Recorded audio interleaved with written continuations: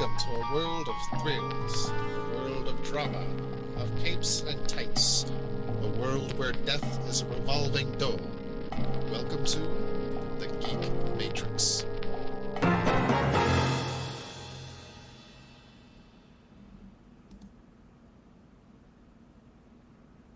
There we are. Hello, everybody. Welcome to the Geek Matrix DC Comics Review Show, episode number 218. That's us. No, 220. Yeah, no, it was not. I bet you it's 220. How much you want to bet? 10 bones. 10 bones? I'm almost positive. Let's There's see. Let's no see. way. Episode 2. Oh, damn it, we're both wrong. It's 219. It's 219. Episode Okay, 219. So what happens? Do we both pay? No, well now we both get out of paying. Oh, you know what happens? We both have to buy each other a McFarlane's figure. Damn it. That's not $10. I mean, it is if you get the right one. Yeah, but who wants those? Hey, excuse me, but I have a few $10 figures that I quite like. Again, here in the US, for me, those $10 figures are 40. Boo. I know. I agree. I also boo. Well, that's all it. right. You know what I think we should do? We should open up a bootleg McFarlane business. Internationally, of course, so we can reach more people. That's a fast way to get sued. Yeah, and if you want the fast track to jail time, that's well, that's I mean, of slow course, track to jail time, but still, of course, this was all just in jest. As he disappears. All right, so this week is a heck of a week for comics. We have 4 books we are covering between Josh and myself, and they are all perfect jumping on points. We got 1 brand new universe, 2 brand new creative teams, and 1, well, it's not really a perfect jumping on points, but it brings a lot to a story that's been ongoing for a little over a year. Oh hell, more than that. It's been a year and a half because I've had 2 breaks. Yeah, poor Jeremy Adams. I say that, but maybe he's okay with it now. Point is, it's a episode of new stuff, and I'm excited to talk about it. Excuse me. I have no news. I have no news as well. So no one has news. That's pretty new. Oh, actually, I could bring up. Oh. Some of the things I bought recently. Here's something that's new. Oh, you got the Huntress. I need that for my. I got the Huntress. What the fuck happened to her? And let me. Oh, it's behind her body. I was gonna say. It's behind her body. It's very flexible, double knee jointed, of course. The shoulders are good. There is a removable grommet in there that will help adjust the arm if needed. The wire cape is the bomb, of course. Oh, wire cape. Excuse me. I'm sorry? Wire capes are epic. Yeah. Now, this one does have the... It's the first figure I have with the...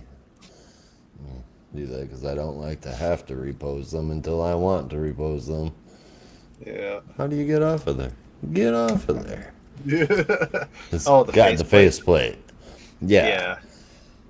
And I imagine Huntress is easier to take off than Manhunter.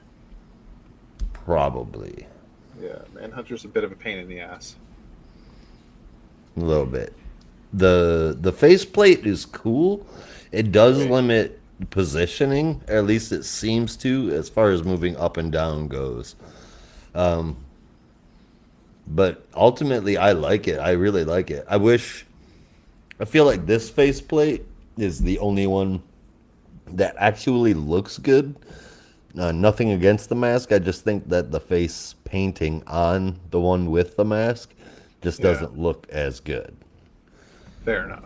I wish all three of them looked as good as that.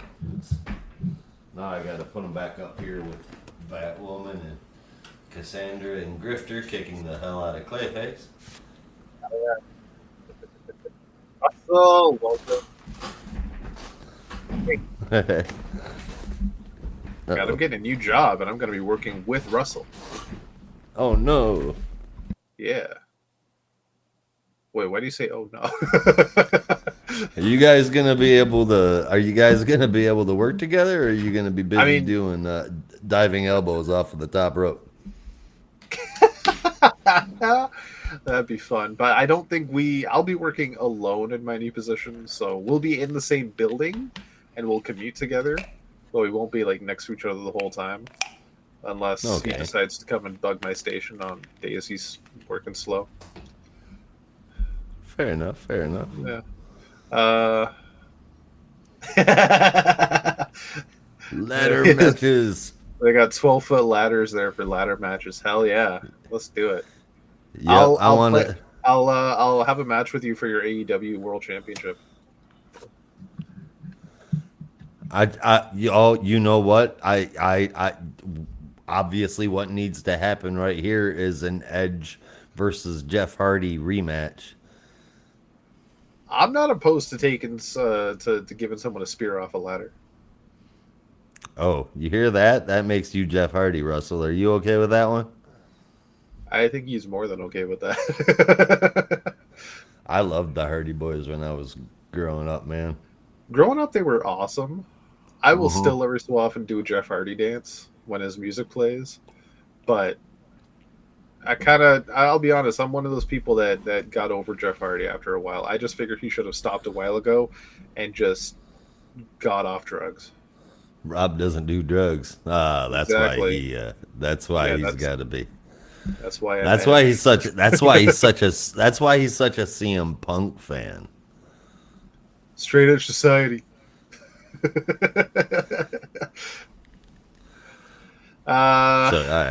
Yeah, right. Okay. Because obviously, Russell, you do drugs. Not bad ones. I've never seen him do them. Just Tylenol and heroin. That's it. I mean, he already has the shaved head, right? So you're saying I should be Kurt Angle? I'll give you an angle slam. Ladies and gentlemen, the world's largest thumb. Yep. Okay, so yesterday when I was out and about, I, on a whim, decided to pick up a compact comic from DC Comics. Oh, yeah? The bookstore near me had quite a few of them. And let's get a look at that one. That I'd never read. Nice. Brubaker. Oh, Brubaker's Catwoman. Brubaker and Darwin Cook, Catwoman. From that is a very nice I think read. Mm-hmm. Yeah, I never read this. I figured I'd give it a shot, and I was always curious about how these compact comics looked and felt, and they're honestly really good. They are fairly small, but not so small that they're illegible. Mm-hmm. But it's a nice little read. It's got a lot in here. It's got issues 1 to 9, plus an original graphic novel from Darwin Cook, and a bunch of Detective Comics backups that bridge both books. So the OGN and Catwoman. Can you show me a page real quick? It's got a lot of content in here.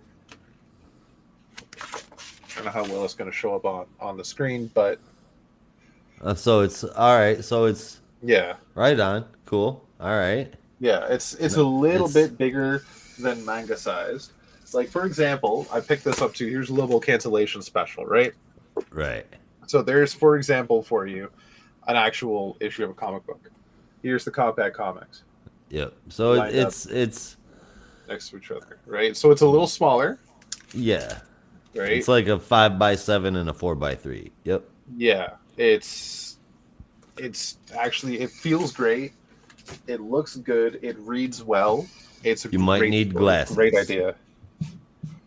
If you No, are of, if you it's are not that of a bad. certain age. If you're a certain age, maybe. Yeah. But it's not that bad, really. And lastly, on the weekend, I've been looking for it for the past couple of weeks, and I finally found it.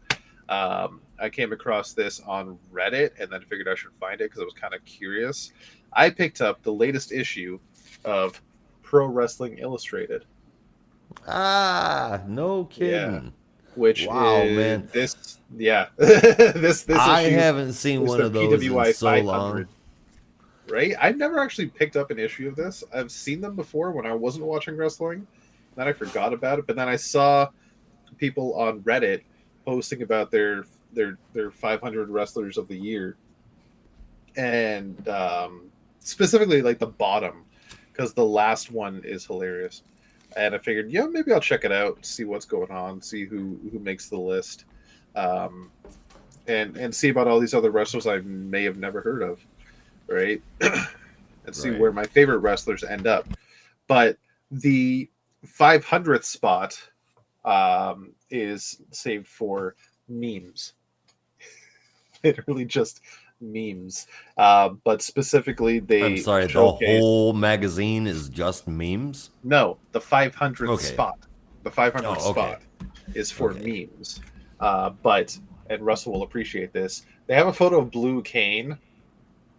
Uh-oh. Yeah. Red cane, blue cane, gain. No, fuck Red Cane.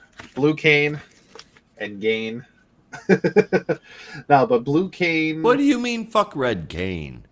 He's super conservative and kind of eats Trump's ass.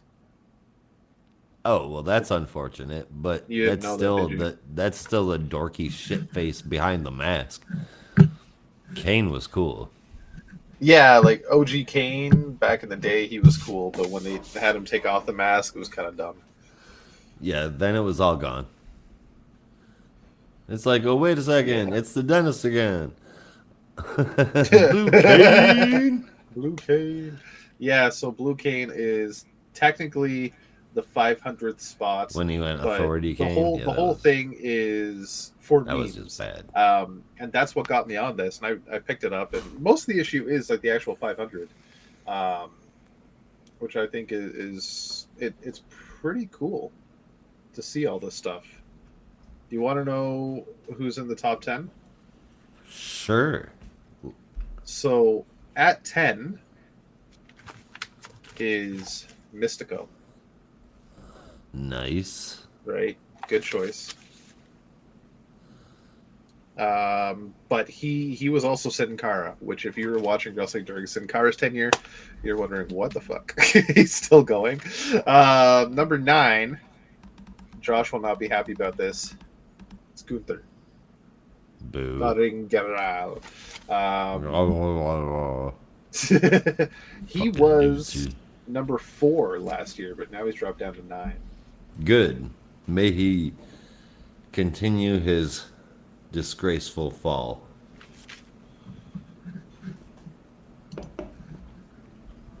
Yeah, I agree. Like, I'm surprised Mystico is that high. When I found out it was Sin Cara, I'm like, holy shit. Yeah, Sin Cara is a bit of a dickhead. Number 8, good old Mox, John Moxley. Okay. Right. I'm a little surprised that, well, I guess. Surprised? Well, I mean, I could see him being in the top 20, but not the top 10. Well, his 2023 rank was 3rd. Ah. Yeah. This guy, his 2023 rank at number 7. 2023 rank was 6th. But for this year, number 7. Hold on. What? Oh, MJF, huh? Well, what does that mean? All right. Well, I was about to ask, what does botch mania mean? MJF just comes across as a douche that's trying to be a douche. He's not actually a douche, but he is trying to be a douche. That's the thing. Well, I mean, that much. Are you sure? Yeah. Okay. Yes. He's not actually What? a douche. He just plays one really well on TV. What is botch mania? I gotta show you Botchamania. It is a YouTube Well, channel that is devoted. It's been going for like 20 years, and cries every over a 2 weeks, spring finger. yeah, that's Sin Cara. He Ah, rages over yes. stupid shit. But Botchamania is a Gotcha. YouTube channel that posts about he is Botchamania. He is the table. Now so it they do a compilation of all the stuff in wrestling throughout the world that Mm-hmm. people like made a mistake on, or like flubbed a line or botched a move. Um, and they make it funny, and they do it in certain ways respectably. And a lot of wrestlers even like watch Botchamania and love it, because it's all in good fun. It's all in jest. Most of the time, it is WWE and AEW, but they do get into some indie stuff as well. But I'll show you some Botchamania stuff. It's pretty funny stuff. Uh, but yeah, Botchmania. but the whole thing is like Sin Cara. I think what Russell's trying to say is like he botches a lot of shit. He fucks up a lot. Then why Wasn't is he he the here? one that messed up the springboard into the ring during an entrance one time? Oh my god. Yeah, Dare like he I jumped say, off the not even trampoline and then Dominic like landed on his Mysterio head. would do that. Fucking. Yeah, he's a bit of Like, a wow, man. in terms of wrestling, he's a diva. Oh, so he's like Carlito, but never grew up. Where are you getting this? How is Carlito a diva? Carlito was a diva when he was back in the WWE. Everybody fucking hated him. Everybody hated him because he walked around act like he did. He didn't need to do ring practicing. He didn't need to do anything. Oh, Rick, okay, I see what you mean. when Ric Flair cut that in-ring That's promo not what I meant by against diva, but yeah, Carlito, yeah, it was real and honest. Like Ric Flair, it was like he snapped. yeah, Yep. So Carlito, that's what happened to Carlito originally. Is like he was yeah. just walking around like a shit didn't stink. And then he smartened up and came back to Yeah. fucking fanfare. Yeah. Well, everybody, all the fans loved him, right? It was Yeah, just backstage. Nobody. I guess he didn't I mean, want to practice like and shit. And when back in the day when he had his first run, I didn't really care for him too much. But when he came back, I'm like, is that fucking Carlito? Holy shit! right, Like it's I didn't think he was there ever at going to the come back. Apple. It's definitely Carlito. Yeah, I spit in your face. Those who don't want to be cool. All right, number 6. His 2023 rank was 71, so he jumped up a lot. It's Wow. Damian Priest. Bum, Well deserved. bum. I suspect he's going to be the top 3 next year, but we shall see. I think he's a little bit older, but he's got a lot left in the tank, and I'm excited to see where he goes in the next year. Number 5, he was not listed last year, so this is interesting. It's I believe he's in New Japan. It's Tetsuya Naito. Hmm. Russell might have a bit more of an idea with who that is. I'm not familiar Maybe with. I'm the name. I've only catch like NJPW like sporadically on the Fight Channel. Yeah, I don't get to. I don't really watch it a lot, so I'm not too familiar with a lot of the talent over there. Oh, but he was Yeah, part of honestly, Forbidden Door, most of so that is part of Gryffindor. huh? What did you say? No, he was part of Forbidden Door, so he was in the Forbidden cross Door. promotion. Okay. Yeah, Yeah, I'm familiar with it. yeah, Okay. with AEW. Number Yep. 4, last year he was ranked number 1, so it's a bit of a dip, but it's Seth Rollins, Okay. right? He's still up there. That makes I wonder sense. I wonder if the visionary saw that coming. Maybe. Last year at number 3, he was ranked 17. But this year at number 3, and this is the highest rank he's ever had, but this is Drew something that's McIntyre. always been impressive. Since his debut on the list in 2016, he has always been within the top 30. Right? And this makes sense, and Russell's gonna like this. Will Ospreay. Oh, damn. Okay. Yeah. What did he rank at this time right now? This year number 3. Number 3. Last year was 17. But since 2016, when he started on this list, that was his first time ranked on this list. 2016, he's always been within the top 30. Only dipping under 25 once. Let's see if only I could get him to come to WWE, because one I don't want man him to. isn't enough to get me to go watch Chris Jericho be flabby. I don't want him to come to WWE because he will be wasted. Not if they make a new show. WWE is not going to treat him right. They need Look to make at how the they new booked. show. Fuck that Twitter speed shit. You make a cruiser and a lightweight show, and then you make a fucking tags and trips show. Make a cruiserweight show, so a show for Cruiserweight something and below mid card, and have Will Ospreay lead that show. That's not booking him right. be the entire it's totally booking him right. No, He he inner should be in main event show spot. shit too. He would be against Ricochet. Bring them both up back to WWE. But think about how WWE booked Ricochet. They fucked him over hard. Because they didn't have Will Ospreay to fight him with. They did the wrong thing. They let Ricochet go when they should have bought Ospreay.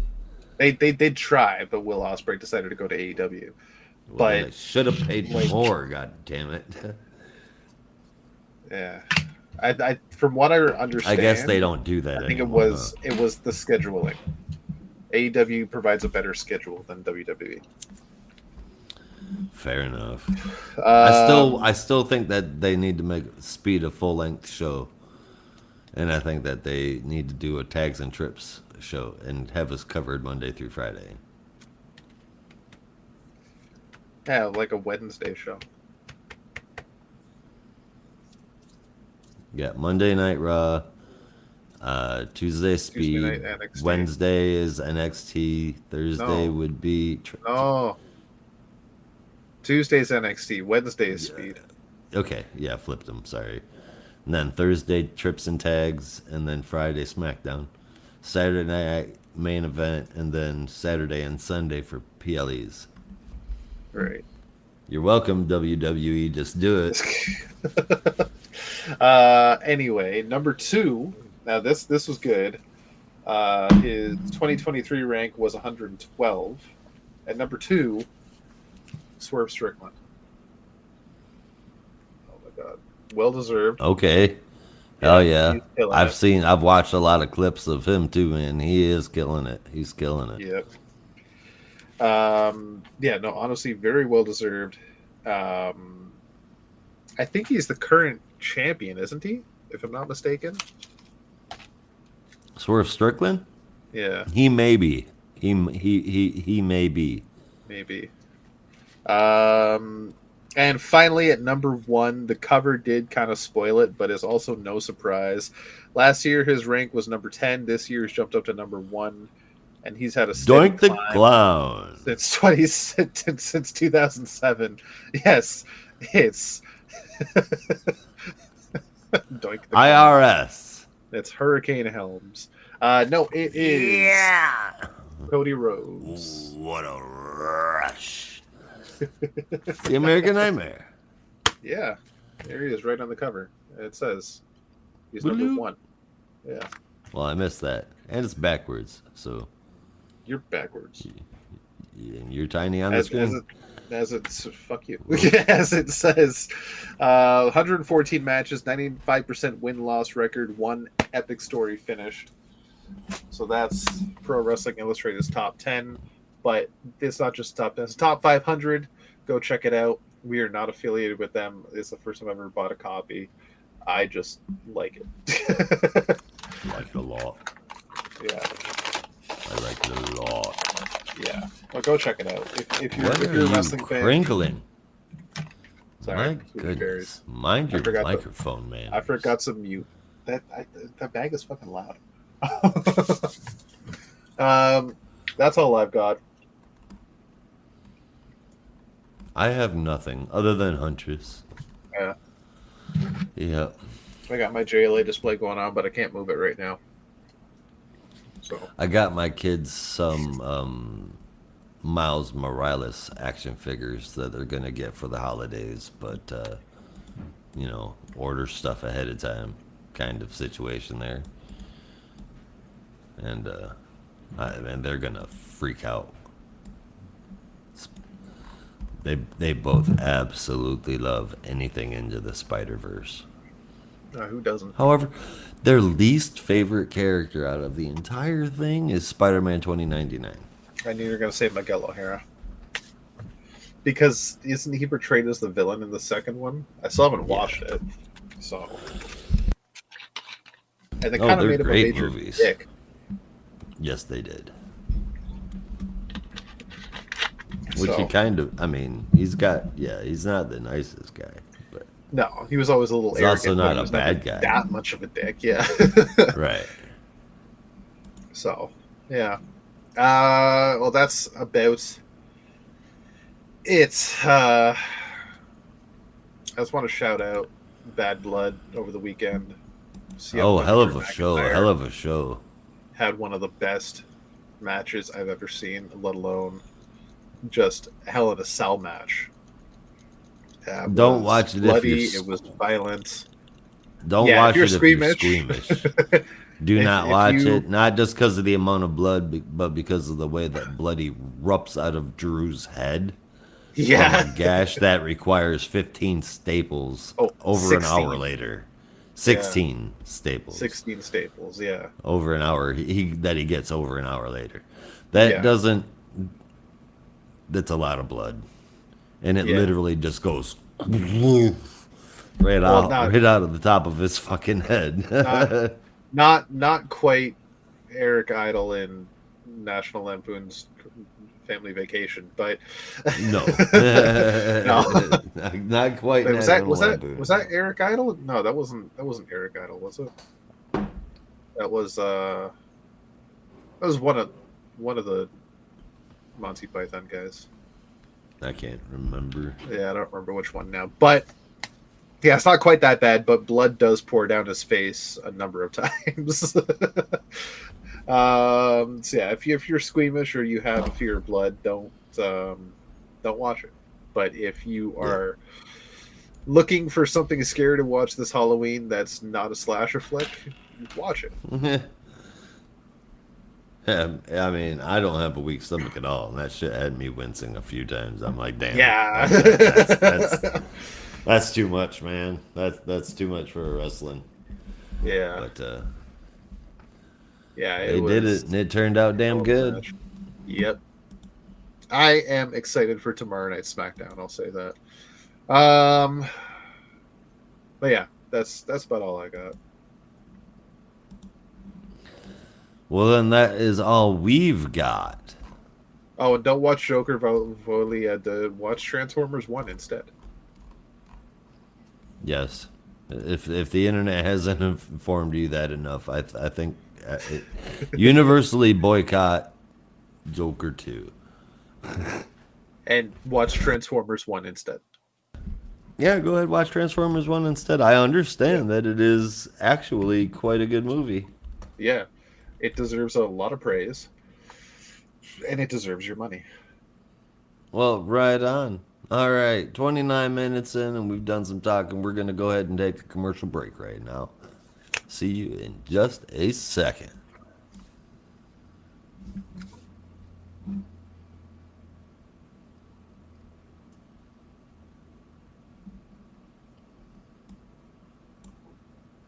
Oh, okay. So that was like 5 seconds, but close enough, right? Oh, why do I not disappear anymore? Because you're not meant to. What the fuck? Sometimes it wants to work. To disappear. Other times it doesn't. Sometimes I put my hand in front of my face. I disappear. Yes, make your shirt disappear. I don't get it. I don't have any tips on how to make it work worse. Sorry. That's fine. Point is, we're here to talk comics, and we're going to start off with honorable mentions. If We are Josh, going to start off with a couple of those?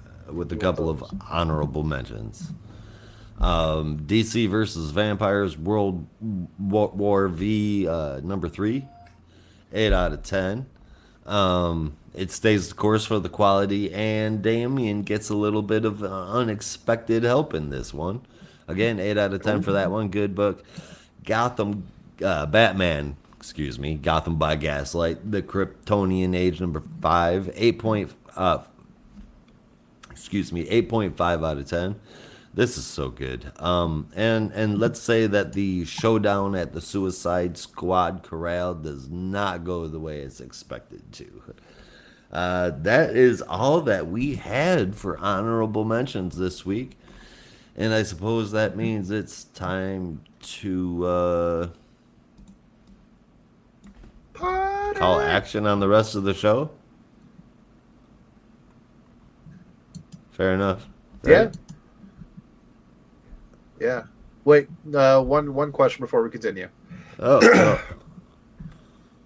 That's the wrong cover. There you go. Have you watched the episode of Futurama with Slurm? I don't know.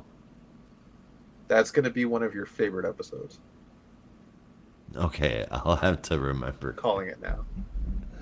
I'm sure if you're saying that, I'm sure it'll make me comment something. It is an episode my first.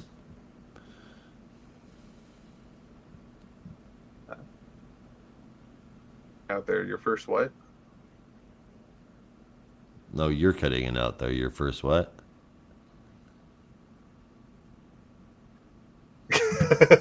I don't know. I heard you say is there a big delay or something? And then I don't. Oh no, I was saying it's my first purview into Futurama. That's what's going on.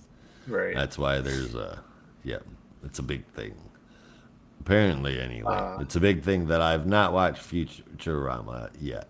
It is. My wife couldn't even believe it. For millennials and younger, yes, it's a massive thing that you've never seen Futurama. It's like, what? I was doing stuff, man. Clearly not the right stuff. I mean, not the stuff I wish I was doing. Yeah. No, so that episode with Slurm, while like most episodes, it stands the test of time, it is also a little dated because it makes reference to not only Willy Wonka, but also the Budweiser mascot from the 80s. Okay. Spud McKenzie? Yeah. Okay. Yeah. So now that you know that, going into it, you're going to laugh your ass off at that episode. And may also be grossed out a little bit. Lovely. Yeah.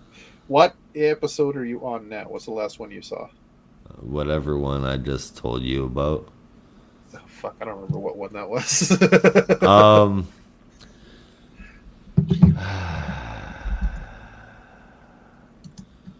Leela goes to the robot mafia, right? Yeah. Yeah. Yeah, not too far into it. The Zubin cigar. Yeah. But all right, let's call action on this one. All right. Roll this beautiful bean footage. Action Comics number 1070, written by Mark Waid, art from Clayton Henry with colors from Matt Herms, lettering from Dave Sharp, and a cover from Henry with Tomu Mori colors. The main story is Phantoms Part 1. Crawling out of the original Phantom Zone projector in Superman's Fortress of Solitude is a monstrously deformed Kryptonian, warped by the Phantom Zone, and one that he found a way to escape. It has the power of 3 Kryptonians, and it's just one him, so luckily Kara shows up and is Clark's backup, but it's still not quite enough. And Clark says it would rip up Keenan Steel Keenan Steel or Superboy. So Superman resorts to the one last desperate measure that can be used to take down the prisoner of the Phantom Zone, gold kryptonite. For those that don't know, gold kryptonite will permanently remove the powers from any Kryptonian. Clark flies to retrieve it, gets back, and then it gets knocked out of his hand. Thankfully, Jimmy is there to retrieve it, and just in time, he opens the can and the prisoner drops from the sky. He takes the three man to Kandor to keep him where they will try to ease his pain. It's like 2 legs, 3 arms, 3 faces, 1 mouth. It's really, like, I looked at it and said, what in Swamp Thing's Green Earth is that? It inspired that monstrosity. So the whole time that they were fighting, it turns out the guy from the Phantom Zone was screaming "Kill me" over and over and over again because of the amount of pain that he was in. So Kandor is going to help him deal with that pain. Clark knows that something is wrong in the Phantom Zone, obviously, and only he should go investigate it. So off he goes, and that is it for the first part. I just want to point out that this is fresh off the heels of our Too Hard Trivia Night, where one of the questions was about gold kryptonite. It is no longer a very old reference now. It is brand new. Haha. Yep. I hope Glenn picks this one up and recognizes that. But I want to hear Glenn's thoughts about this. I do too as well. Yeah, and Brandon's when he gets a chance. Yeah. Okay, so I enjoyed Gail Simone's story as it felt like this little one-off story I could enjoy. This feels like a comic strip. This feels like a weekly comic strip. The story is obviously, or at least it seems so far, the story is a modern type with like circumstance, but there's something about it that feels like I'm reading a Superman strip on a Sunday afternoon in the comic section of the newspaper. Now that you mention it, I get that vibe. I like that feeling. I like that vibe. I can tell that it's modern threats with like this old feel.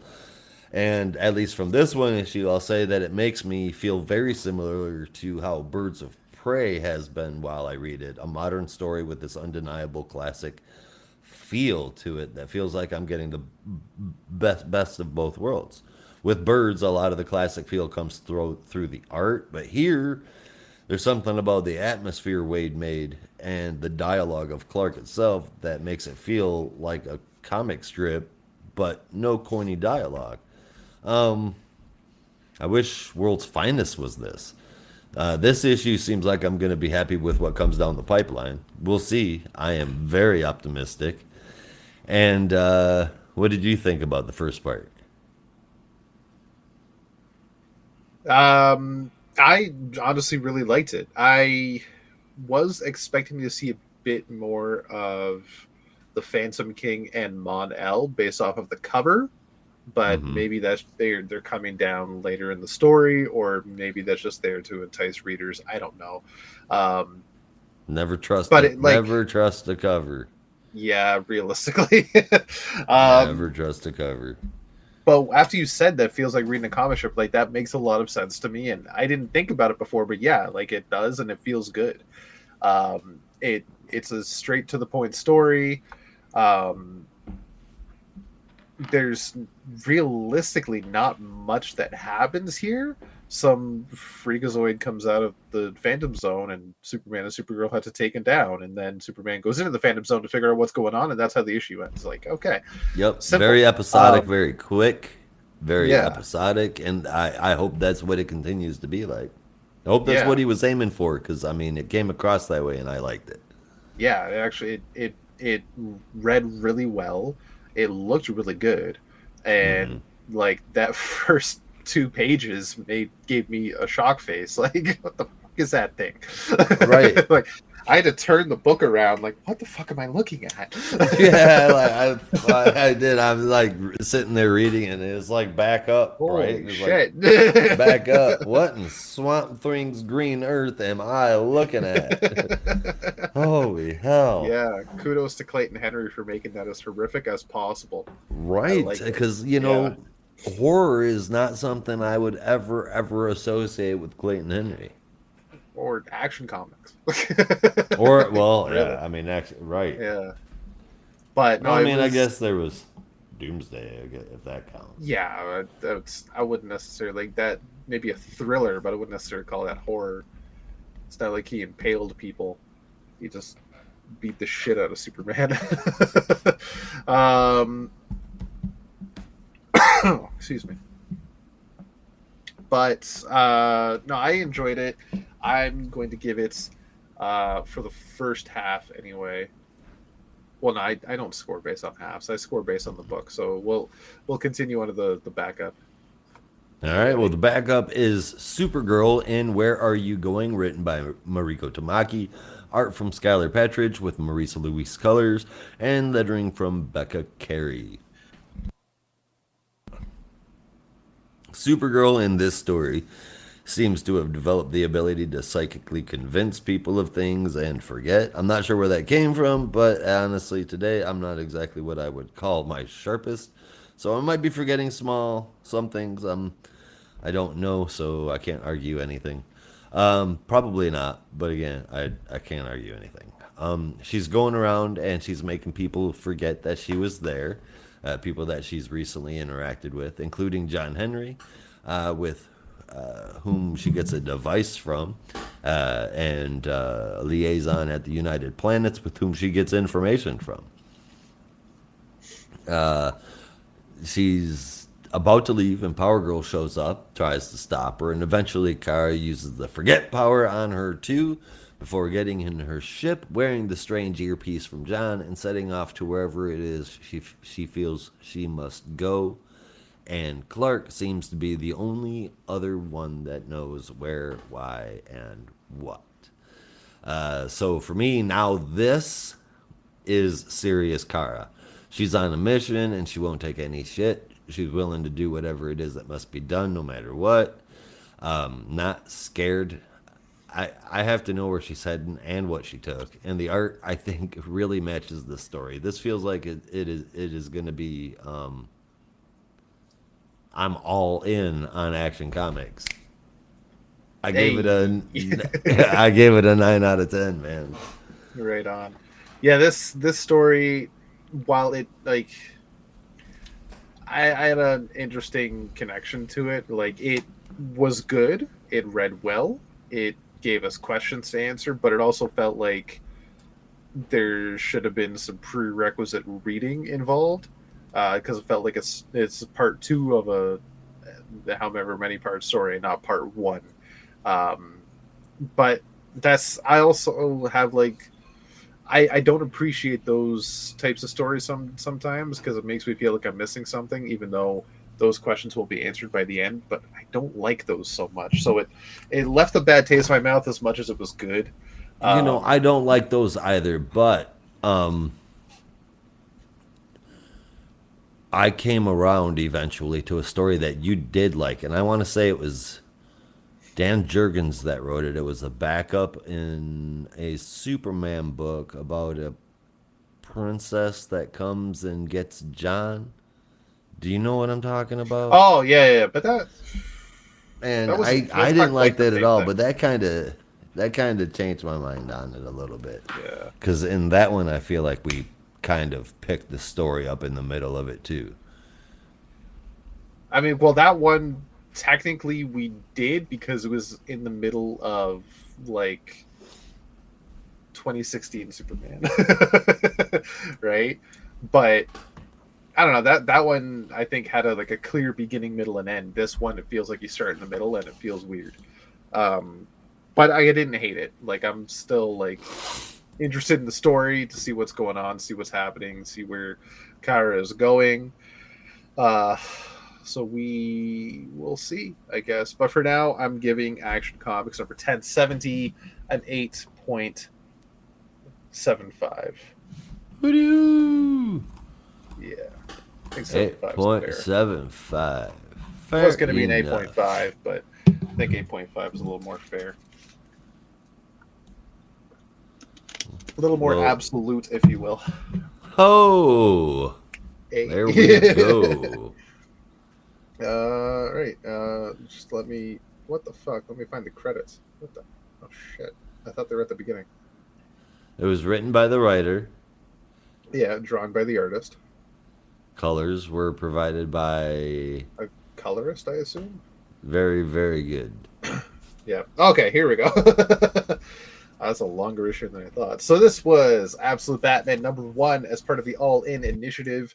This is being described by Josh as the most important release of the year.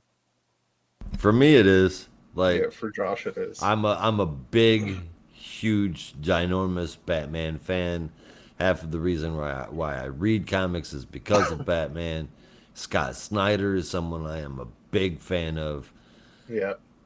And I haven't liked anything that I've seen so far. So going into this book, was okay, the preview stuff you mean? I was gonna say the preview stuff that I've seen of Absolute Batman. Going into this book was pretty much going to determine whether or not I would be able to fully enjoy the Absolute universe, if at all, with Batman, because of just what the character means to me. So, fair enough. That much was weighing in on me. Now tell me all about it. Okay, so this was written by Scott Snyder with art from Nick Dragotta, colors from Frank Martin, and letters from Clayton Cowles, who, god damn, does he do every Batman book? Is like in his contract? Shit. Yeah. All right, so we are starting fresh here. This is a brand new Batman. For those that are not in the know, Absolute Batman is spinning out of last week's DC All-In special. Supposedly taking Darkseid place, created his Dark Earth, or what's it called? The Elseworld, Earth Omega, something like that. I don't think it's been officially named yet. But Earth Omega that were thrown around. Earth Omega, because it first showed up in Infinite Frontier, right? Yeah, but Superman, it was Earth during Omega. The All-In special also called it the Elseworld. The Elseworld. Well, I don't like that. I don't mind. I dig it. I don't hate it. But we'll see. We'll see. Like, anyway, could just be double named. Anyway, so this is a brand new universe, brand new Batman, and you start off with Bruce on a Gotham Zoo class field trip. Wait a second, I do like it. By calling that the Elseworld, when they do bring back the multiverse, they could be referred to as Elseworlds, which would make Elseworlds stories part of main continuity. I love that. It's beautiful. There you go. And that's why Elseworlds are back. Elseworlds are back. All right, so Bruce is on a class field trip to the Gotham City Zoo, where he does see the bat habitat. Coincidentally, his dad, Thomas Wayne. Who's dad? His dad. Sorry, I'm sorry. You know what, guys? Bruce's I'm quitting dad. smoking. I'm quitting smoking. I haven't had a cigarette in I think 5 days. At that point where I have decided, like, when I go to quit smoking, I can do one of two things. I can either be incredibly grouchy and angry all of the time, or I can just be goofy and weird set on 11. Which is better. That's a better choice. In theory. But it's the one I roll with. So if I come across as annoying or aggravating or why is he doing that, then it's just because I'm quitting smoking, and you probably only have to deal with it for the next year or so. Don't worry, we'll chug on through it. Don't you worry. Chug it. Yeah, if you're quitting smoking, like there's a good way to get around it. Is take up drinking. love smoking when I drink. Hang on. What are you putting in your mouth right now? This is a straw stuffed with cock. Okay. Okay, I was gonna say, you just said you're quitting smoking. What the fuck are you Yep. doing? I don't have anything at all that I'm using as a cigarette substitute. Yeah, So, sorry. Got a little weird. That's why. that's what helped me. But also, don't take up Don't be drinking a to quit Jeff Hardy and smoking. relapse. Yeah, I will do my best, Russell. I promise, yeah. man. By the PTA or PSA, not Papa PTA, candies. PSA. Definitely don't take up drinking to quit smoking. That was a joke. It's a bad idea. Don't take me seriously. So Almost ever. replace one crutch with another one. Exactly. Right. Yeah. But I back just to like doing them Absolute together. Batman. Absolute Batman. Absolutely. Hey, sometimes that's the best. So we have a man driving through Gotham Always. City on a motorcycle who Do you hear that? is, Russell wants to start a wrestling podcast. well, Russell, nothing's stopping you. Josh is free. You two should start one. I'd listen. We can't figure this out in the middle of a podcast episode. All right. Absolute Batman, absolutely. Yes. Okay. Back to the bloody book. So we have a man driving through Gotham City on a motorcycle, wearing a helmet, so we don't know who it is, but the monologue going around him is uh, kind of hinting that he's been in Gotham City before, but it is a very different Gotham City from what he remembers. He eventually arrives at a corner store grocery. What?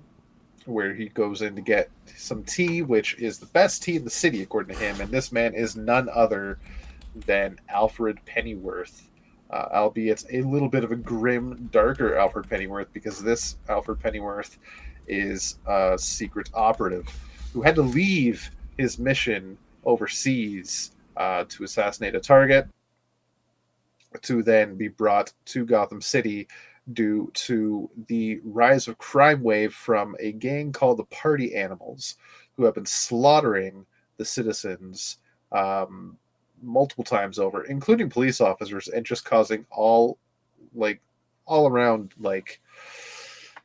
a muck, if you will, just a major fucking ruckus, destruction and death everywhere where the Party Animals go.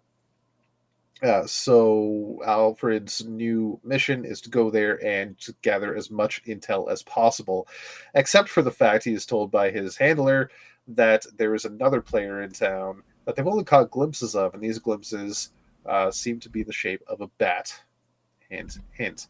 So he heads out in the world, finds his motorcycle was stolen because it's Gotham fucking City. Even though he was like, "Oh yeah, sure, I'll just leave my bike over there. Don't worry about it." He gets warned and everything. Yeah, That's what you get for being cocky, man. Here it is, gone. Meanwhile, over at Croc's gym, that is very deliberate. We find a man hitting a boxing bag, and you think it might be Bruce Wayne, but then no, Bruce Wayne does come over, and this Bruce Wayne is huge.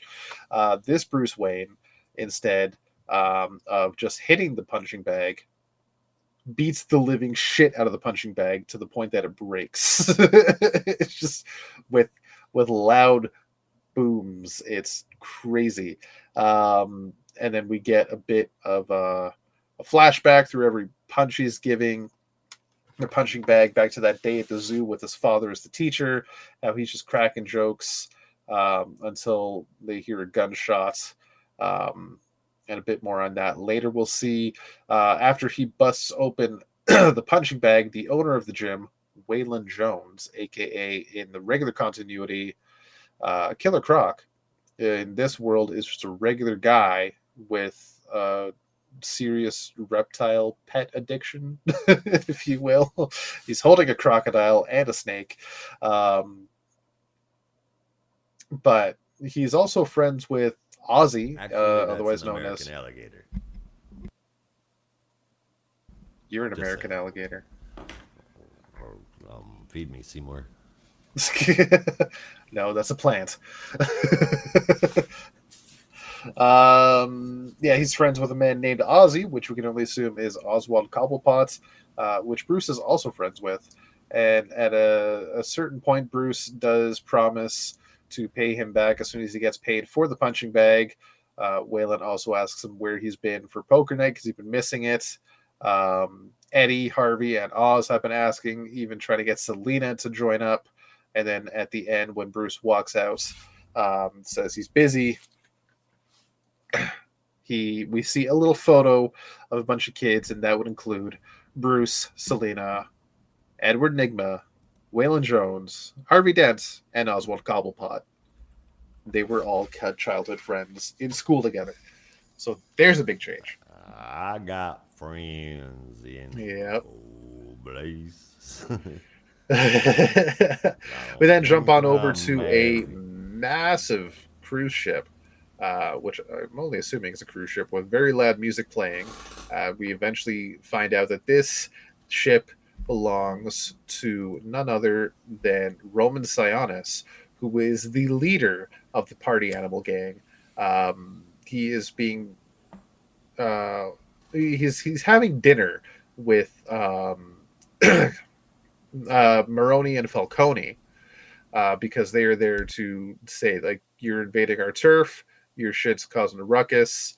There's rules to this city. I know you're new here, but you better get the fuck out. And then Roman goes into a whole thing about masks because, that's his shtick. Showcases all these masks he's collected over the years. There's one about Martin Luther and Socrates and George Washington. And then, oh, look, Mr. Maroney, there's your brother. Oh, and Falcone, there's your cousin. And then Maroney gets 2 knives to the eyes, and Falcone gets a string to the neck, and they get killed off. So Roman is there to fucking stay, and has a serious fetish for human masks. The guy is fucked up. And I mean, his mask looks like okay, so like a gray alien. Imagine if a gray alien was like the alien version of the devil, and that devil alien was a leather daddy. That's what his mask looks like. You just keep going. It's the bottom half is skull, the top half is black bubble. It's really fucking weird. Yeah. Oh, Russell wants to know how much that giant Batman in your background was.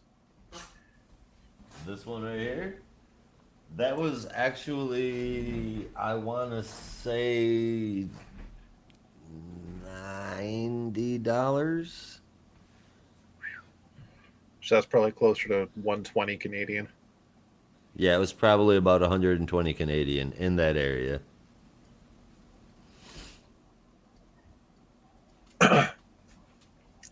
Anyway, back to I did. Hold on. I didn't buy that. That was a gift. just so that we're clear on that. Yeah. But all right, back to the comic. Back to the book. So Bruce, now we see, is suiting up as Batman, as we get more news reports of the machinations of the party animal gang. There's terrorizing the city and causing a lot of bullshit. And then jump over to a city hall press conference where Mayor Jim Gordon is addressing the city about what's happening with the party animal gang and how the citizens want him to do more, and how the previous mayor would have been way better. But yet, they are interrupted by a flashbang, and in comes the party animal gang. But the party animal gang is then whisked away by some weird cape thing. Hint, hint. The door slams shut.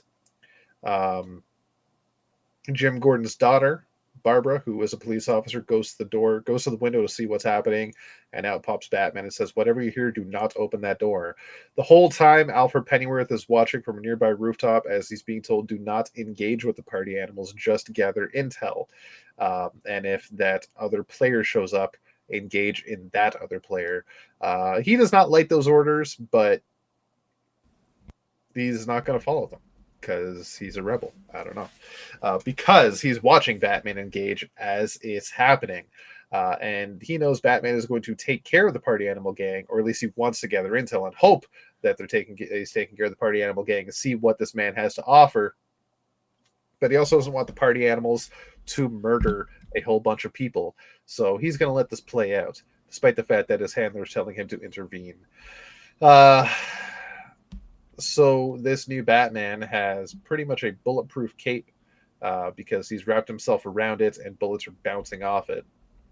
Drops a smoke bomb and then goes to town on these guys. This cape seems to be super prehensile, almost acts like a whip, where he's able to wrap them around people and throw them like they're nothing. Even go super rigid like stilts and use that to hold himself up while he double kicks people in the face. And he makes quick work of these guys. The ears on top of his cowl double as knives. And then this big guy with no sleeves shows up with a machete. So Batman pulls out some kind of wrench from his utility belt, attaches to the bat emblem on his chest, pulls it off, and now it's a fucking battle axe. Or he chops off the guy's hand, and then using the power of fear and energy, or whatever, spikes grow out of his cape as he yells people to get the fuck out of my way. So they all run off, but Alfred, ever the smart man, laid a trap for the party animal gang at the foot of the steps, and that trap is an explosive device which he sets off, taking out a whole bunch of the gang members. And then he heads down to the ground, finds Batman, points a shotgun at his head. Then Batman kicks him in the chest, steals the shotgun, and whisks himself away. Over the next day or so, Alfred is trying to track him down as we get a bit more of a background on what happened that day at the zoo. There was a shooter at the zoo killing people left, right, and center. But not behind, so that was good. What? He was just killing left, right, and center, not Center, behind. yeah, but not behind. Yeah. Yeah. See, jokes are only going to get worse for a while, buddy. Fair enough. So Thomas Wayne, being the great teacher that he is, gets the children to safety inside the bat enclosure and then seals the door behind them because he's holding it shut, making sure that the shooter does not get inside to save the kids' lives. Bruce is left to watch as his dad is stuck on the other side of the door. The gunman finds him, kills him, but the kids are safe. So Bruce is now left without a father. But his mother is still alive.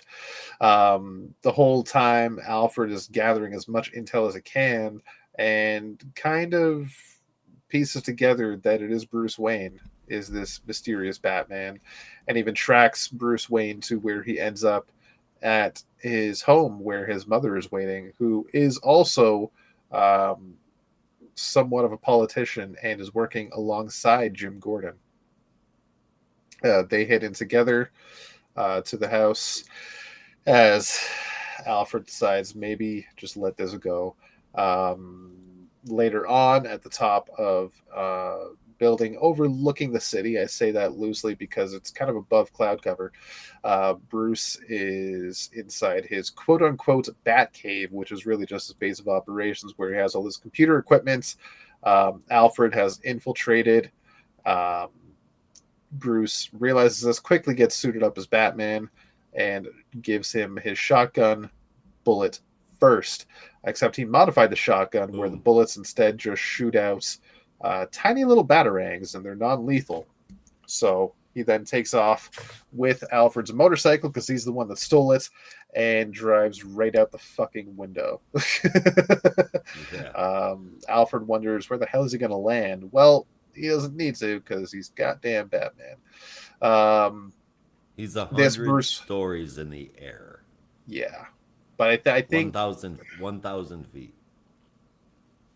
I could be wrong, but I think the cape is able to like convert itself into a gliding feature. I don't remember. The point is this there's no Bruce telling what it is can do so far. exactly. This Bruce grew up with basically genius level intellect. He's heavily an engineer, and he made this prehensile cape himself, so it can do all sorts of stuff. Um, it's also basically worked his way through university, learning as much as he can. He did not travel the world because he was never rich, but he learned all these techniques kind of locally. Um, but he's just as skilled as regular Batman, I would say. In fact, maybe even more so because he's got this epic fucking cape. On the last page, a this little one epilogue. only knows 2 martial art styles. I mean, It's that not Alfred hinted, mentioned. right? That he mentioned. Yeah, there That's could fair be enough. more. But he really did apply himself into learning everything that he could about Gotham City. Yeah.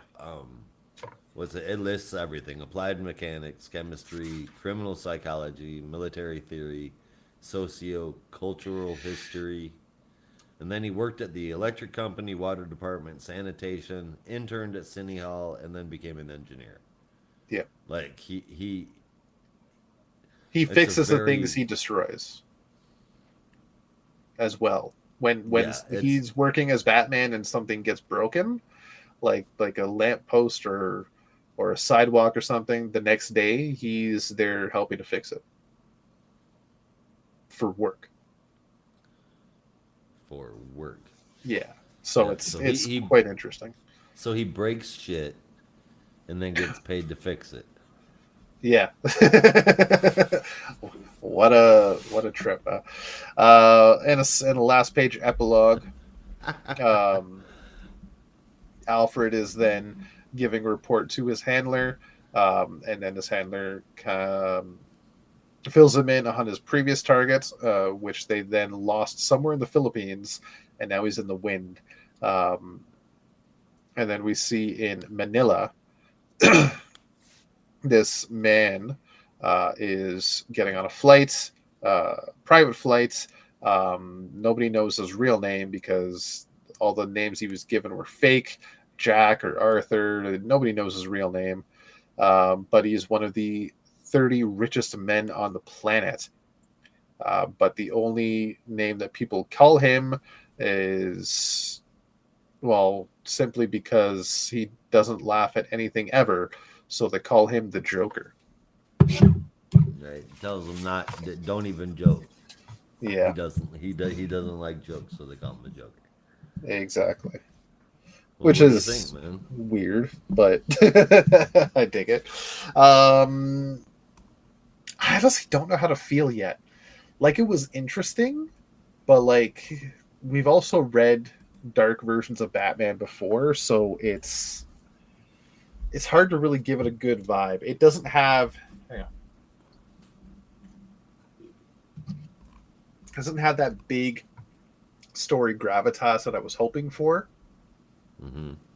Um, like I imagined Wonder Woman or Superman might have it bigger or better anyway, but we've had dark, gritty versions of Batman so many times before, so it's not like it doesn't stand out. It definitely has things that make it stand out, but it also feels like we've had something like this before, so it doesn't stand out as much as it could have, you know? Right. It feels like to me, I almost get like the different kind of feel that Dark Detective had during when that was out. How it Yeah. didn't feel like a regular Batman book. This almost has that exact same feel to it, where it's like alt universe, but still somehow close. Um, and I'm with you, man. I don't know how to feel about this at all. I'm sorry, I Yeah. interrupted you again for before you gave your score there. Oh, that's fine. Remember, we discuss. um, but yeah, I liked it. I dig it. There's stuff I really like. I like the subtle differences. I like the changes. I like the cape. I'm curious to see more. I want to know more.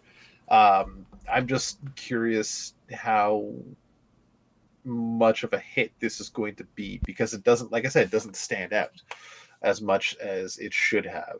I think they might be trying really hard, if not too hard, to make it stand out, that it might get a little too silly at times while trying to stand out, right? Like the battle axe, as cool as that was, that also felt like a little over the top Yeah. and just Like like a an effort lot. to like, this is Batman, but it's no Batman you've ever seen before. He cuts people's hands off. Like, okay, so he just doesn't cut his own hand off. Right. Yeah, Which that's it's good. it's interesting. Yeah, he doesn't cut his own hand off. Yeah, Ah, I yeah. forgot. That's funny because But regular Batman did. exactly. I all in all, though, I liked it. I'm curious to see more. I'm willing to see where it goes. I will be reading it going forward. Hell, I think I'm going to be I think I'm going to have to, because I think we're covering this going forward. Because supposedly this is going to tie into an overall story, so we really should. Eventually, it will. Um, Darkseid is a primordial force. He is a universal constant. There can only be one dark side at a time, but there must always be a dark side. He's just over there running shit on Planet Omega yeah, which I am very curious for now. uh, if that And is the Booster's same over there. world that. Well, that's if it is the same world we saw at the end of the All In special. How Uh, does that translate? Because that world that Booster ended up on is very different from this world so far, right? yeah. Uh huh. And So I think that these three and then the eventual ones that will follow are all on that planet Omega. with no Because mention wow, of Darkseid or an Omega symbol or the Legion of Superheroes. at that particular moment, no. Yeah, that's true. I'm sure that that it will be worked in. Yeah, But I don't see a reason why we would be introduced to this whole new dark side world and then that we get these big huge characters and none of them are actually on that world. That would just be total mismanagement of a storyline to, to me. Um, so Alfred Pennyworth, big badass looking dude, works for MI6. He's obviously a top dog because he can just do what he pisses off and wants for 5 years. Um, he shows up and says, "My name is Alfred Pennyworth, and I'm here to do some bad things." Oh I'm here boy! to kick ass and chew bubble gum, and I'm all out of ass. Right. If I'm being honest, I'd really prefer to chew ass. So Bruce boxes at Wayland's gym. That's funny. The fact that he's friends with his General Rogues Gallery. That's kind of funny. Uh, comes from basically a normal background. Doesn't have a lot of money.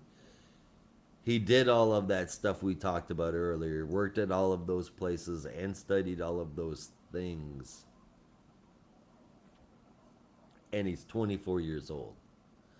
That's a bit of a. That seems really young. Wait, did To they mention? They mentioned 24. I don't remember that. yes, yeah, they Oh mentioned shit. it. Pennyworth says it. So that stuff's fine. Near genius, okay. Skilled, very highly skilled in two forms of martial arts, and very incredibly skilled, like surgically skilled with a knife. Um, like the book says, high friends in low places. He's got a damn good motivation for turning into a vigilante. He also Yeah. has a hell of a weakness because his mom didn't die. But I've got the chess piece turning into a battle axe. I have this cape that I can't tell if it's tensile. If does it have it is it if, are the ends whip like, or do they like operate like a tendril? Um, I see that it was intentionally drawn to show that the cape was bulletproof, but when he opened the cape, they were still firing guns at him. So I guess the entire suit is bulletproof. Maybe. Um, uh, the spikes that he has shoot out of him are like it's like Batman Doomsday suit. Um, those are actually kind of cool. We're going for a ragey Batman, so I dig those. Um, he's got no problem violently maiming people. It's there's key aspects that I would really like to see. Um, all these little nods to these behind the scenes things uh, work for the story, but um, I really don't know how to feel about this as it stands right now. Yeah. Um, it also makes me wish Scott Snyder was writing a Midnighter book right now. Hell yeah. That'd be cool. That would be really cool. I don't know why I never thought about that, but to put it in Scott Snyder's vernacular, Snyder writing Midnighter would be totally metal. Yeah. For No, I sure. agree. That'd be cool. Um, I'm for now. I'm gonna give it an 8 because I need to see more to really get a vibe for this book. But I like what I've seen so far. Yeah, I don't even know what to give it. I read it yesterday. I read it today. I still don't know what to give it, Rob. Yeah, it's hard to score this one because I imagine especially for you because like you said it's going to be the biggest release of the year for you. It has a it, lot on the line. it is. It had, again, okay, so it's got some interesting story elements to it. The digging through it. I think he's a little young, but okay, 24, fine. That allows the character to carry on for a while. Yeah. Um, and he's in optimal prime physical shape, so I suppose that helps. The fact that he's built like a rhinoceros also does, and he's as fast as a fucking cheetah. Uh, so he's like Eric from the Vikings in WWE, Oh yeah. which is really weird, but I guess that works. I can't see him in a cape, but I don't know, man. It's like something is there that could be a great story, and I just don't know how I like. I literally don't know how I feel about this. Um, I've never been this indecisive, like in my life. Uh,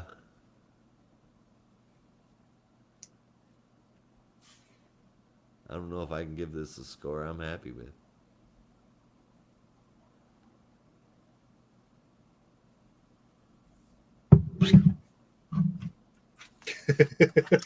You can leave a question mark for now. We can do that a couple times a year.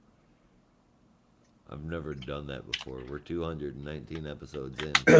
Plus, I've done shit tons of other shows and bonus episodes, and never done this before. But I think what I'm gonna have to do is I'm gonna have to wait and rate this one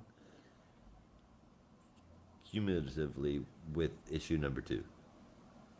Yeah, I think that's perfectly fair. I think it's like we said. It's really hard to get a feel for the story so far with the first issue because there's a lot of content being Right. This. thrown at you in this first issue. It's it's hits the ground running in a way just like here, take this, take this, take this, take this.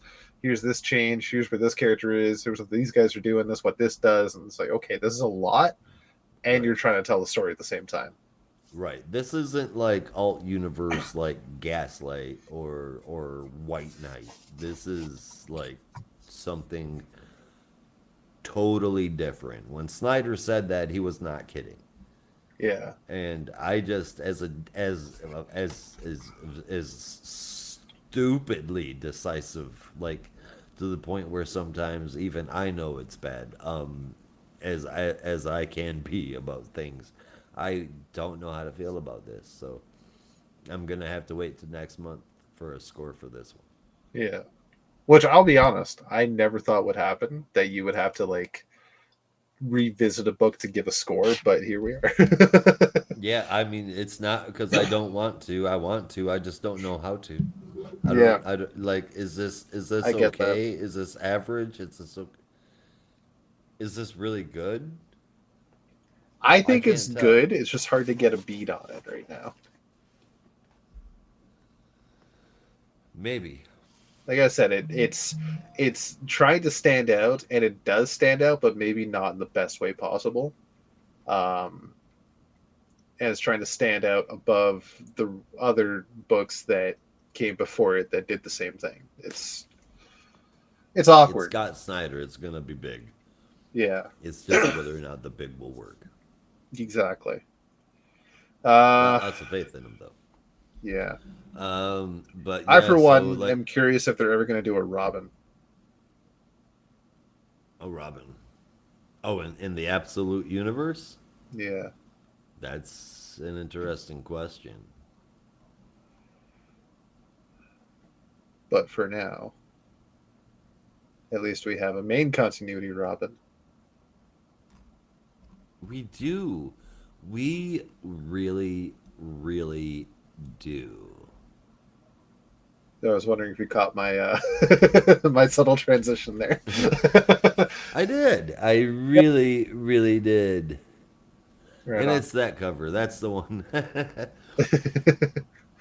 That is the one I am looking for. Batman and Robin number 14, written by Philip Kennedy Johnson.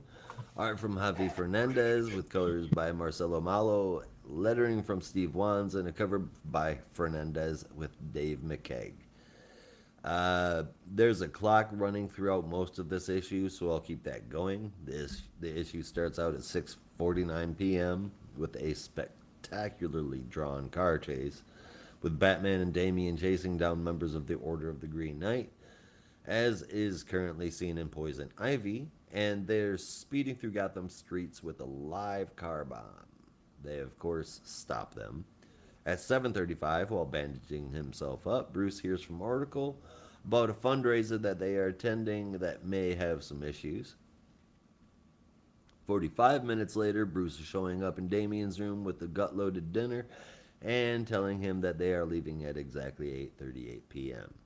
On the way out, Damian happens to notice a chessboard that's set up in the last moves of a game between Bruce and Ra's al Ghul, that is, Damian's grandfather. Damian wants to know why, and Bruce just says, "Don't touch it." Bruce and Damian later arrive at the function at exactly 9:01 p.m. to the usual fanfare. In the near distance, a man is yelling about Bruce sitting atop the wheel that eventually will grind him down and kill him. All men die, Wayne, even you. Memento mori, which pretty much means, like literally, you're not immortal, you will die. Bruce gets a call from Oracle about the guys from outside being involved in lower floor gunfire, and he doesn't have time to change into his suit, so he uses blackout technology to zap the building and cover himself. Cool. He fights his way through the group of henchmen using the darkness as his mask, and then makes his way into the long defunct boiler room, which is now mysteriously on fire. He briefly wonders why and who, but finds out quickly. It's someone that calls himself Young Jack, someone that he remembers from his past, named Atticus Bligh, and he recites a poem. And I feel like there's something here that I should know, Uh, uh, Young Jack, how long I've searched for thee, where stood a boy, a man I see. Now let our game begin again in Gotham town across the sea. Now, son, reap what sire has sown, and pay the cost in blood and bone. I now engrave on meager grave memento mori written stone. So Bruce is looking at this guy all super terrified. Upstairs, where Damian was left to defend all of the people if something happened, well, it gets blown up. Kablooey, kaboom, kaboom. And we see Damian go flying. He was on the very outskirts of the gathering and the explosive, so he should be okay. Almost no one else looked like they were on the outskirts, though, so like feels like there's going to be a lot of legs and arms lying around. So, and then that's the issue. This issue makes sure that the art starts off with one hell of a bang. Yeah, literally. Ah,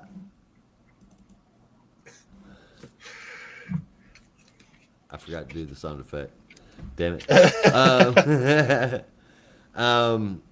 It's interesting. It feels different, and add that to this strange new villain. I'm more than curious enough to sign up. So far, this seems great. The art, there's not that many panels I didn't like here. The inks Yeah. and the coloring worked pretty good. No major complaints. The Atticus Blythe guy, he looks like he's wearing this Victorian getup, the long coat, the long cape on top, and all of that. And he's either got a really super white face or a creepy ass mask. I can't tell yet. Um, as far as who he is, there's Uncle Jack and Atticus from To Kill a Mockingbird. And then My Boy Jack is a poem from Rudyard Kipling about his missing son. But I don't know anything else famous with Atticus and Jack. I can't recall Atticus Bly from any comics before, so I cannot think of any other clues to figure out who the fuck this might be. I am looking forward to number 15. Yeah. I gave this an 8.25 out of 10. Yeah, I was quite smitten with this book. It was very interesting, really well done. Uh I'm still stuck on that whole thing of the chessboard. Like writers when they include a brief scene like that, it almost always has a purpose later on. Uh huh. Um so I'm curious what the purpose is going to be for that in the future. Is it going to be a callback where Raish is, hey, he's alive again? Like, Right. That, like, at the very end of this big arc that we're in the middle of, that might take two arcs to get through. He looks down, and a chess piece has been moved, or he and that's how we know Raish is alive. he well, not necessarily. I would say he, because remember he said they often leave notes for each other after each meeting to say this is where I moved this piece, right? Well, after And every that's how they battle, play the right? game. Yeah. So I imagine Bruce is going to get a note.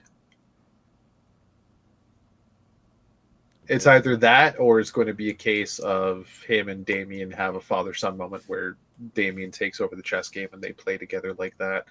Um, but like we'll That have to would see. be a Like, cool if the dialogue and shit is done right. I'd be cool with that. yeah. As long Um, as it's not but cheesy like the forced family moments that we were getting. they're not Um, forced. They're adorable. they're not adorable. They were forced. I've seen You're better emotional. forced. I've seen better emotional writing in total drama island. I mean, yeah, you're not wrong. Doesn't mean the emotion here is I'm bad. aware.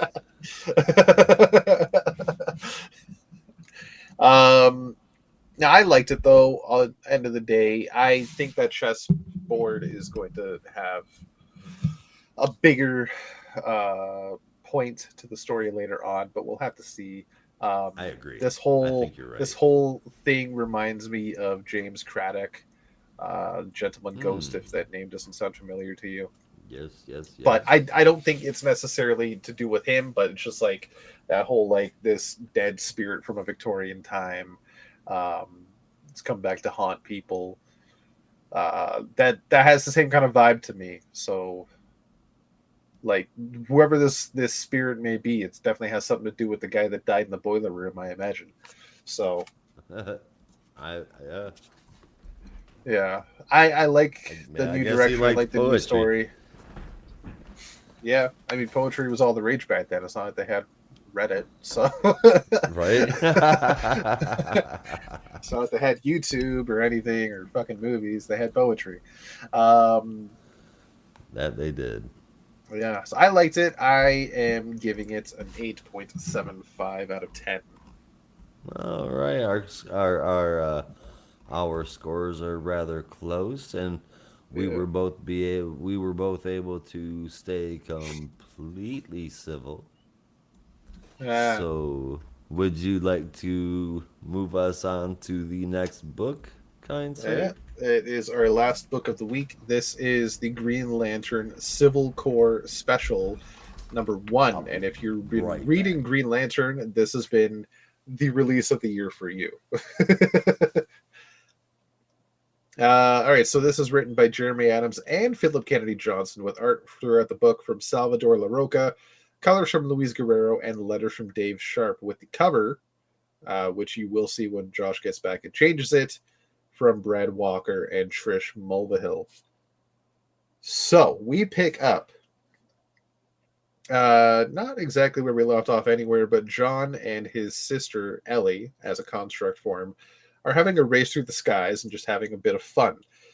Also, meanwhile, giving a bit of a backstory on the new ring and what John's intentions are going forward, spinning out of what happened in Green Lantern War Journal. Meanwhile, they do run into a mysterious being in the sky in front of them, surrounded by yellow energy. John gets blasted after he seems to be shocked as to who it is that's arrived. He gets blasted multiple times, where Ellie is able to help slow him down. And as we see, it's none other than Kilowog, who is alive and Say is now what? in a yellow Lantern uniform instead of a Say Green Lantern what? you know? Realistically, though, his uniform hasn't changed much except for the color, and now it's got that weird Sinestro Corps armband around the side. But this Kilowog all recognized John and has one mission and one mission only. He wants the Dark Star ring, which he does get from John, and then blast John Yeah, unconscious. And then we jump to 12 rather easily too. with Hal. Huh? Yeah, I mean, I said I get rather it because easily John too. probably didn't want to. Is that a reference? Am I missing something? No. I mean, like even John later on says that he was pretty much able to just walk right over him. Oh yeah, yeah. Like I was saying, like it's. I imagine John also didn't want to fight Kilowog too much, so didn't have Let's the be fortitude honest. Who at really the wants same to time. fight Kilowog? Yeah, really. All right, so 12 hours later, John wakes up in a room with Hal, Guy, Shepard, and Carol. We find out this room is actually on the Justice League Watchtower satellite, more specifically the Green Lantern wing of the Watchtower, which I think is really cool that each group really gets their own kind of wing if needed, or at least the Green Right. Lanterns get a wing. I think that's dope as fuck. It is dope as fuck. They Yeah. get their they got the Earth base and the Green Lantern space station in the Watchtower. Yeah. Guy Like, so I can just hang out here whenever I want. right. Sure. That was awesome. Yeah. These Jeremy Adams and Philip Kennedy Johnson, they have good voices for Guy Gardner. I like it. They've got good voices for the entire core. Yeah, Well, I mean, the characters that we've seen them write so far. yeah, so far. Um, right. So Hal Far. does let slip that um, that Guy was the one well, Ellie found Guy and got him there. But Hal mentions that he's glad that they caught them before they left for Thanagar, which John overhears and then asks about Thanagar. Um, and then they say later, what happened with you? And he says Kilowog. So then later on, after John catches them all up as to what happened with Kilowog and the Yellow Spectrum and how he seemed to be possessed, uh, they then get into the whole thing with Thanagar. But Carol also reveals that she's back in the Star Sapphire ring and the uniform, and Ta-da! seemingly is a superhero. Which Guy mentions might be a worse mistake than dating Jordan. Yeah, That's which yeah. so many great lines from Guy Gardner this issue, which then Hal reveals, "Look, I'm not done. Take a look outside. I've got more surprises." And outside the door is Jadestone, the Amazo from Absolute Power, which, and now thanks to the power of willpower and the Starheart, I guess, Yeah, is mostly the Starheart. yeah. Which, after reading this, I want to mention. So you posed that question during Absolute Power number 4, I think it was. I What sure did. what about Jadestone? Why was he not affected by all this? And I think it's because of the raw willpower. The Star Hearts basically overrode any personality programming that was already in the machinery. So Yeah, while the it connection, gave it that yeah, magical connections. So exactly. So he while the made Zur and the our personality and the connection to failsafe was reset, the overall mind and willpower that was already there was not. So that stuck around and basically see overtook everything else. see the way that with the way that I'm seeing it is that the Jade Stone the power of the Jade Stone gave him the decision as to whether or not he wanted to listen to failsafe or not, Yeah, and he just disconnected the he blocked his number basically, yeah. So disconnected he the missed. incoming signals and shit. He's like, Yeah. yeah, exactly. That's the way I took it. But either way, whatever happened, whatever the explanation is, I'm really glad to see him here. Yeah, the overall consensus with Jadestone is people seem to be happy that he's around. I'm happy he's around. I like it. I like the idea of this will powered Amazo fighting on the side of good with the good guys. A So Hal, badass Amazo is a new guardian, yo. yeah, Uh, right, guarding not just anything but the central power battery on Earth. Which Hal reveals to the rest of the guys there. Then Booyakasha. they ask, "Wait, we have a neo power battery?" Right? Right? You got a lot of Say explaining to do, Hal. what? Um, which yeah, so Hal has a lot of explaining to do. As he said, he's been busy, but then Jadestone takes Guy's ring, crushes it, and gives him a new one. As he says, unauthorized ring, because that ring is still tied to the United Planets Lantern Corps. Um, so now Guy has full authority of his own ring, not tied to any United Planets whatsoever, and now tied, much like Hal's ring, to Earth, which Yeah, is Earth. fucking dope. Yep. Yeah. Which is Um, the only Green Lantern battery in existence right now. yes. Um, I'm curious though, because John made his own ring, and while his ring was fashioned out of Varen's ring, Hmm. which was tied to the United Planets, he basically reprogrammed it. So I don't think it is connected in the same way anymore, and its personality is his mom. So, or its AI is his mom. So I imagine his ring might be okay. So since there were Yes. seven rings, one for each of the current Earth Lanterns, would that last ring that John would not be taking, would that now go to Shepard?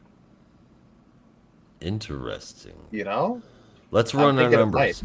We just recently, where I can't remember what issue. I couldn't even tell you if it was this one. I'm sorry. But there was a reference to Kelly, not by name. No, it was in this issue. I'm gonna get to It, that. okay. Yeah, I know what you're talking So about. all right. But like, very The crypt. possibilities are kind of wide open at this point. Yeah, yeah.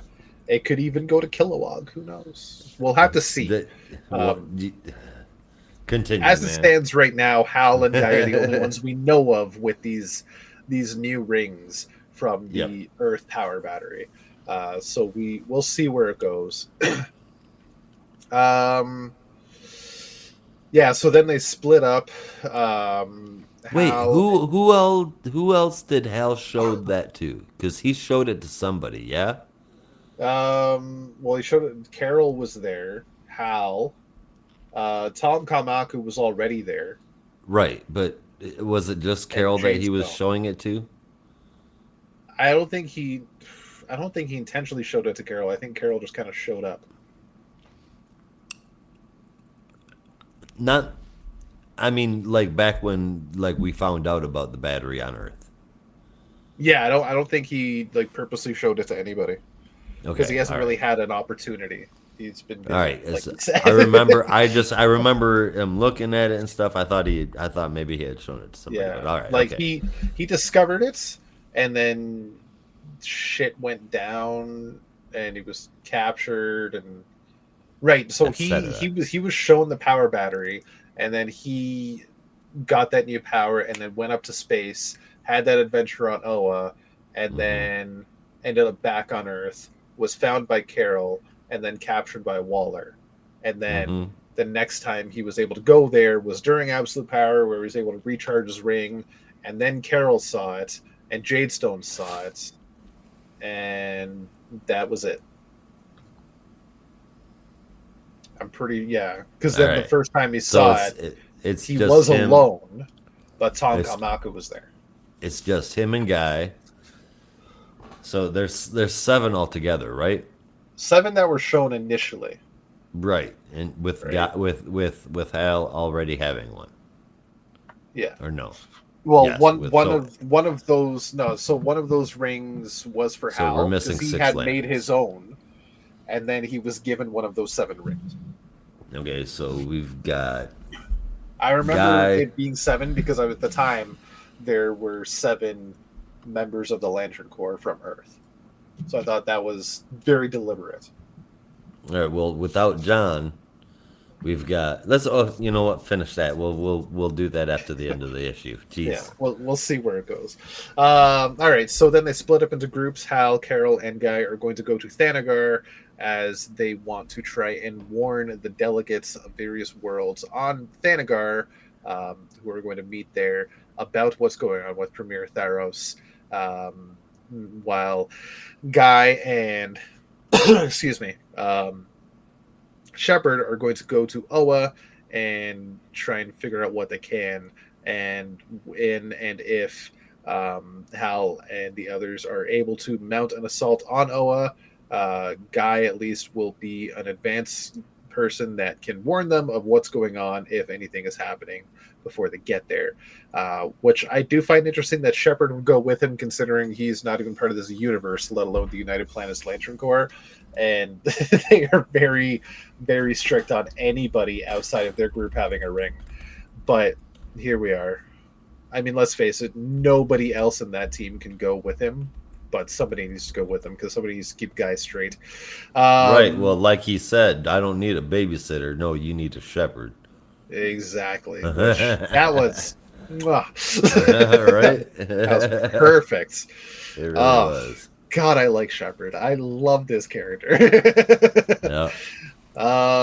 Hal does say that we shouldn't need too much of an advance notice because I've set up a distraction to happen, but that's a good idea nonetheless. So they split up and go their own ways. Not before the trio of our guys are able to hoist their wings. Oh my god.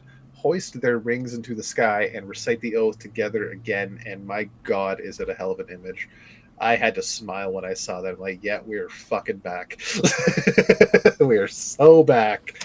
Let's let's go, boys. Let's go. Yeah. All right. So we then jump over to Oa with the Chamber of the Unseeing, the mysterious old men with bandages over their eyes that can supposedly see the future. They are able to see that something is happening on Earth and there's something with the blockade. And they can feel Hal Jordan and others are trying to move past the blockade, but then they sense something else. Because while they can see in 3 dimensions, they can't see in the fourth. And out of the fourth dimension comes Alan Scott, which he describes himself as what you can call a major distraction. Which, hell yeah. When I saw that, I was like, oh my god, yes. So then on Thanagar, Hal and Carol and John are speaking to the delegates of Thanagar and Ran, and showing basically all the various central power batters from all the other colors have been taken out. Theros is basically running a coup on universal politics and peacekeeping, and have replaced the delegates of each nation at the United Planets with members of his own race. I always want to say Daxamites, but it's not Daxamites. Durlans. Durlans, thank you. I always know it starts with a D. But before they can get too far into it, Theros appears to actually be there, as when Hal sent advance notice to the delegates of Thanagar and Ran to come together, they let Tharos know what was happening. So Tharos is there, and he has the Dark Star ring on his hand. Hal obviously gets a little too intense, and then the Thanagarians strike out at him. Carol, ever the smart person, fires a blast at a specific delegate as the Thanagarian forces converge on them, and then they have to fight them off. But then we see that the delegate that she blasted then turns into a Durlan, and the Thanagarians then realize that the Lanterns were telling the truth. So then they go for Tharos straight away, but then he uses the power of the Dark Star Ring to just lay waste to everything. Guy and Shepard have made it to Oa, and Guy's first stop is the Science Cells, where he needs to get a certain someone.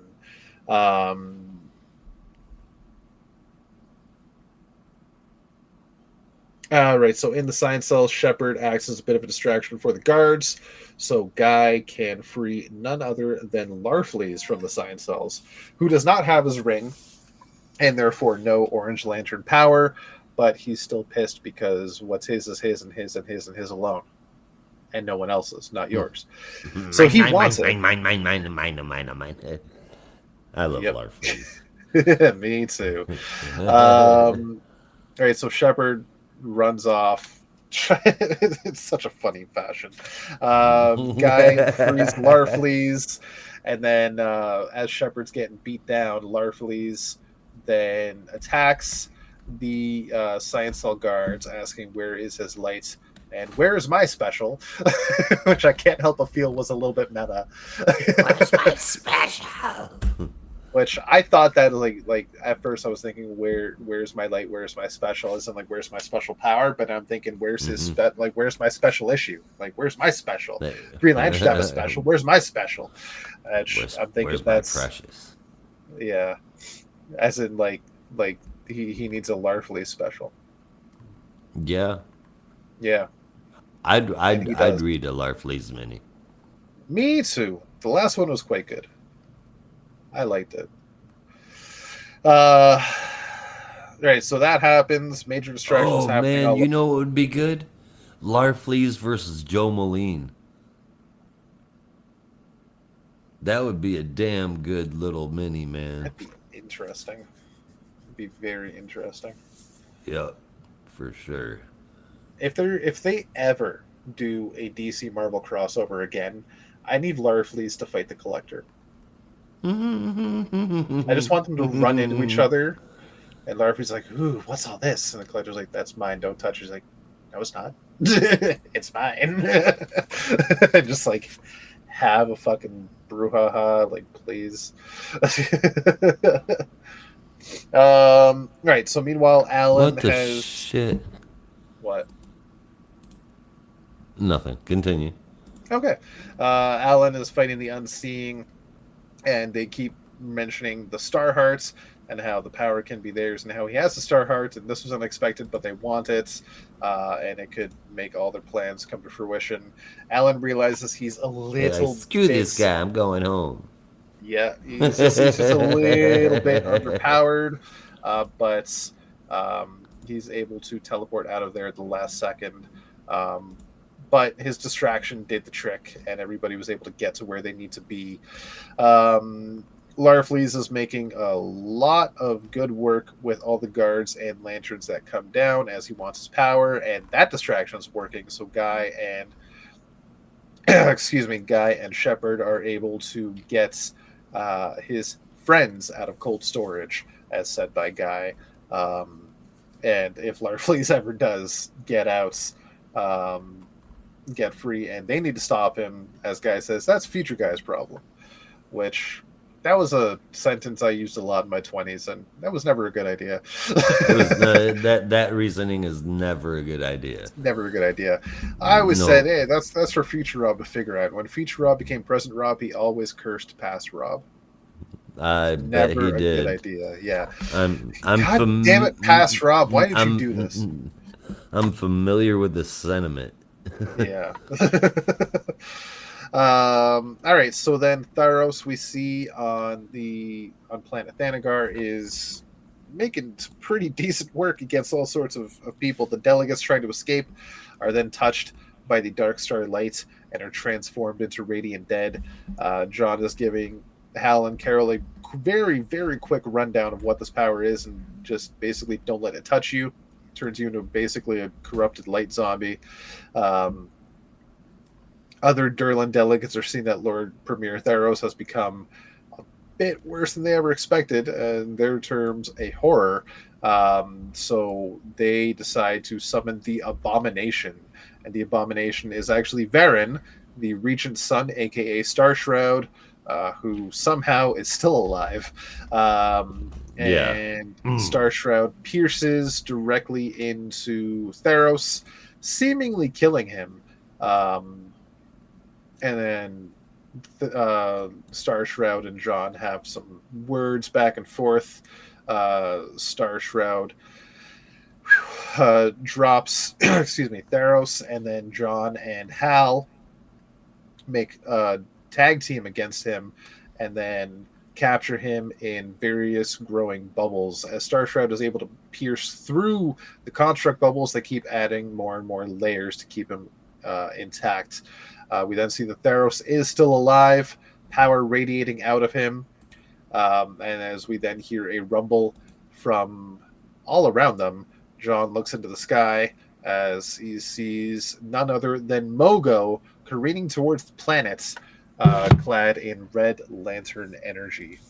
Yeah. Yeah. What the fuck? So that continues into Green Lantern 16. Where the war rages on. A Green Lantern lives again, and a planet eats another planet. Is what's said in the next box. Civil Corps continues at Green Lantern number 16. Holy shit. This was everything a Green Lantern fan wanted. At least it's everything I ever wanted, and I didn't even know it. You get interactions of the OG trio of lanterns with Guy, John, and Hal. You get those three together again doing their thing, and that was just terrific. It was early 90s all over again.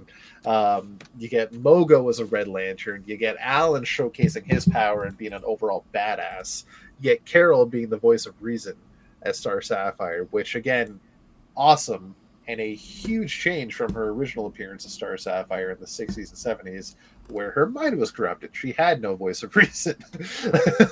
Right? Yeah.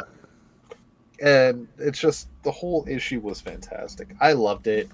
I'll admit, when Hal was on Thanagar showing images of the other power batteries, they had the one on Okara, the Orange Lantern power battery, all kind of like broken, but there was a skull in the foreground of that image that looked like Larfleeze, and I thought, don't fucking tell me they killed Larfleeze. I will be That so better not be mad. Larfleeze. Yeah, I remember Yeah, that.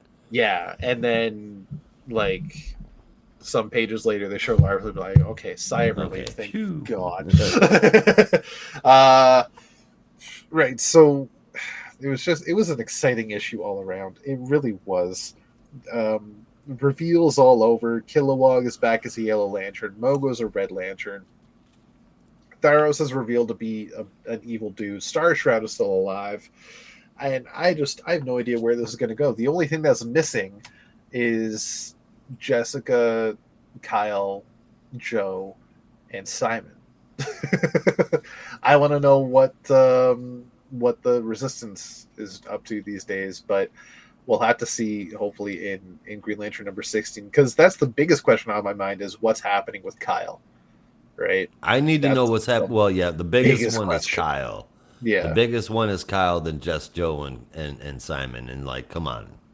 Like, I need to know what the hell happens with Kelly. I Yeah. know nobody else really seems to give a shit, but I want to know what happens. It was an interesting idea. Let's figure out what to do with the character. Let's not let's not Naomi her. Yeah. Which that reminds me, I forgot to mention somewhere.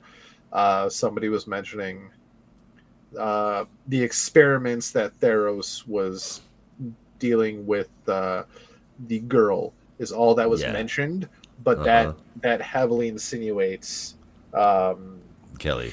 Kelly. Yeah, That's okay. I wasn't the only one that thought that. Okay. but I don't So remember where that was. it was in the Civil Corps special. Oh, I know, but I don't remember where in the issue. Oh, just somewhere between the covers. Um, Ah, ah. it's like fucking Kilowog's a Yellow Lantern, Mogo is a Red Lantern, dude. Jade Stone's the new Guardian. Um, all of that is insane. Yeah, What else is insane is that somebody decided that it was finally a good time to invent the perfect antagonist for Guy Gardner. And now they're Shepherd. teaming up. Yes. And now I need a Shepard Gardner buddy cop series. At the very least, a one-off. I need a book. No.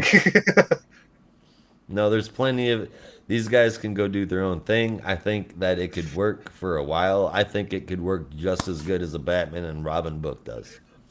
Yeah, Guy and Shepherd. Hmm. You don't need a For babysitter. sure. You need a shepherd. Oh, Yep. yes. And if that's not the entire dynamic, that I mean, come on now. That would Yeah. just be. And I'm not the world's biggest Guy fan. You know this. Yeah, You know this. And those two together, that was that was perfect. awesome. Hmm. Yeah, they're like long lost brothers. They didn't know they needed Yep. it. I feel like because You can call me Dragon. You can call me Nighthawk. Don't touch my drums. um, so oh, okay, I haven't seen that. All right, so It's Jeremy kind Adams of a and I have to Johnson in this wrote house. this together. Yes, Um, isn't that awesome? I want to say that whoever came up with that line, and I have a feeling it might have been Jeremy Adams, came up with that line from Shepard. They just giggled to each other. They just like, yes, that's Like, perfect. hell yeah. Oh, that's gold, man. That's gold. Yeah, That's gold. yeah. Um, fuck, after this, we really need to get Jeremy Adams back on the show. And Philip Kennedy Johnson. And yeah, we need to get both. Hell yeah. I hope Yeah. Johnson has more story for the Green Lantern Corps going forward, and he's not just leaving the reins for Jeremy Adams. I like when they're waiting it together. Not that I don't think Jeremy Adams can handle it going forward. He clearly has the overall story planned out, but I feel like having that subtle extra from Philip Kennedy Johnson really helped elevate the whole big picture. Because as far as we know, this is Philip Kennedy Johnson's last story for the foreseeable future with Green Lanterns. Yes. Yeah. So we just As far don't as know. we know, he's just going to be on Batman and Robin, right? Yeah. Which, speaking of Batman and Robin, you want to change the cover on the picture there, bud? Oh, yeah, look. I should have done that a little bit ago there. Yeah, I forgot about that. Yeah, this cover from Brad Walker, hell of a cover. See, Joe was not in the issue. Neither was Jessica. Neither was Sinestro. But it's a hell of a cover anyway, and I like the subtle shading of Kilowog. You can tell it's Kilowog, but they're also not giving it away too much. However, he's still got wearing green. So it's a bit of a... It's interesting. Misnomer. Yeah. Never trust the cover. Exactly. Yes, Russell, I'm wearing a Spider-Man shirt. He's finally dressed for the job he got, not the one he won't do. Only been 2 hours and you just noticed I'm wearing this. Cough, wrestling podcast, cough. Okay, like if we get enough of a demand, we'll do a wrestling podcast. How about that? If we get enough of a demand. Yeah. All right. We'll have to. We will. I tell you what. I will. On this episode, we will put up a poll on our Spotify. You'll be able to vote. Should we start a wrestling podcast? Yes or no? Right on. Whichever one wins. Deal. And then Russell can put this to bed.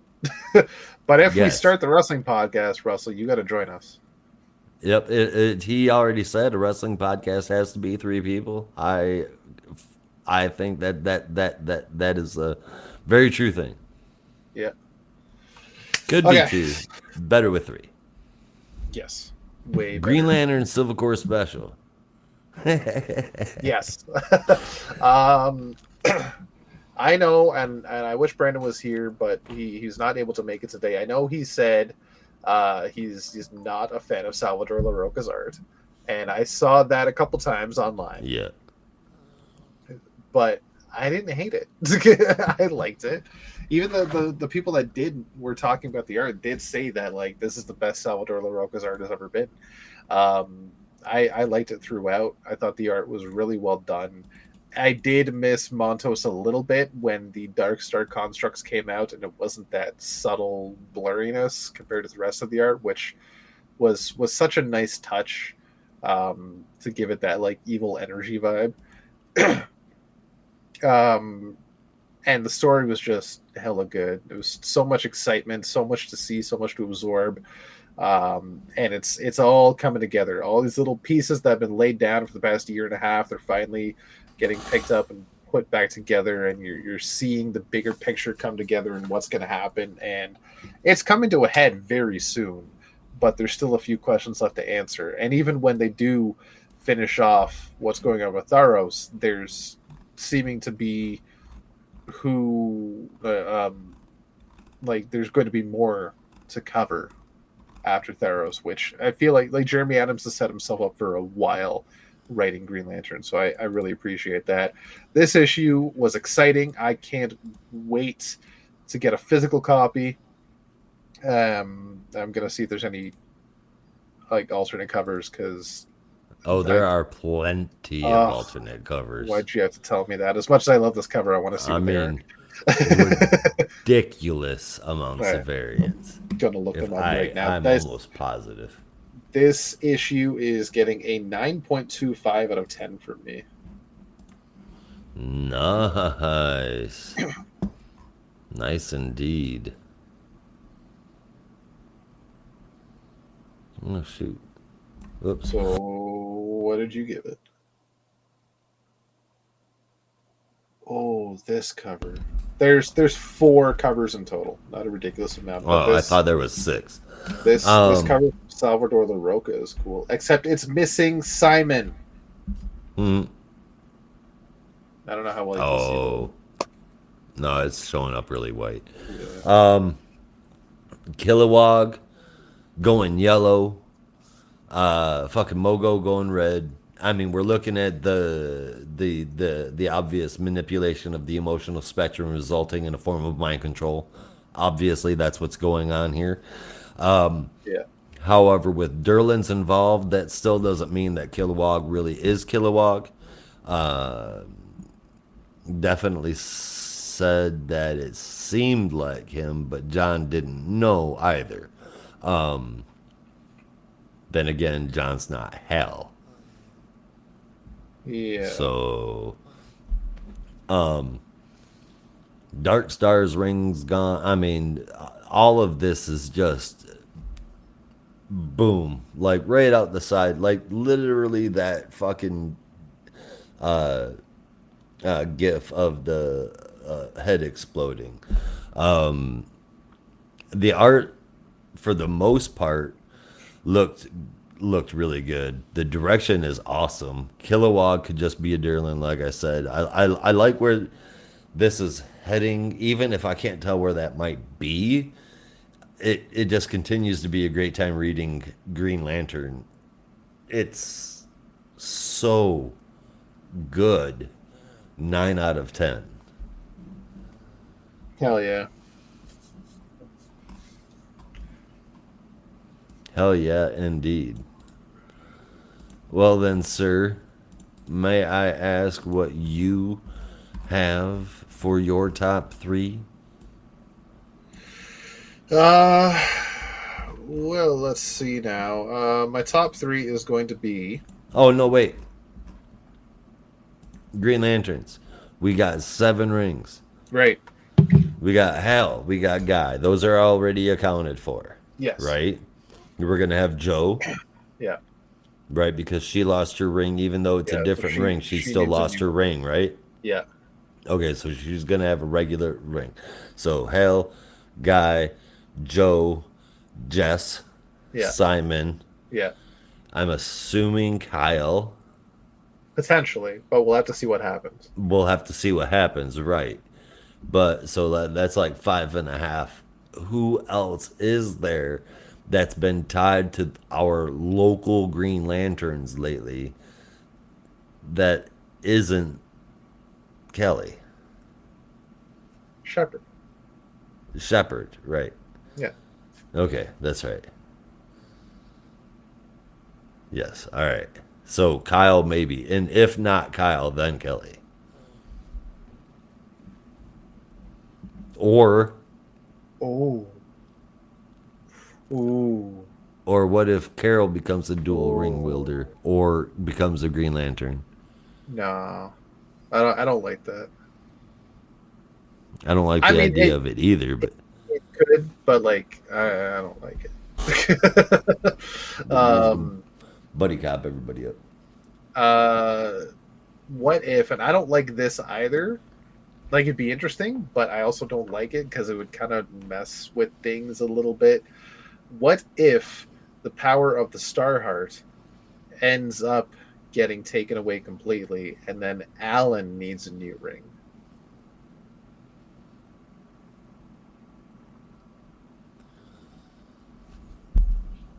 So he does have his powers back. Yes, obviously. He yes. But well, what if like the Unseeing is able to get a hold of the power of the Starheart and takes it away, and then it's just gone, and then Alan is left without his powers? Then we'd lose Jadestone as well. Well, no, because like Jadestone's power source is like self-replicating.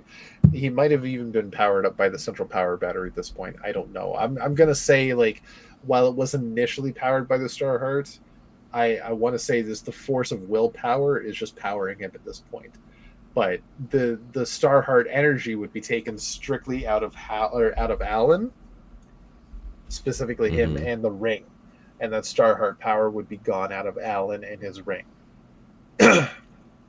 And then he would need a new ring, so he gets the seventh ring. But I don't know how I feel about that. I hope I'm wrong. Yeah, I kind of do too. I like the idea of the Starheart because I feel like having not gone into it too much, there's a lot of stuff that can be gone into. It's a wide open field to get into that if we start getting Alan Scott into more of a magic based atmosphere. Yeah. I think I think it would be cool to have him back in that, even so far as being a part of a Justice League Dark team. Yeah.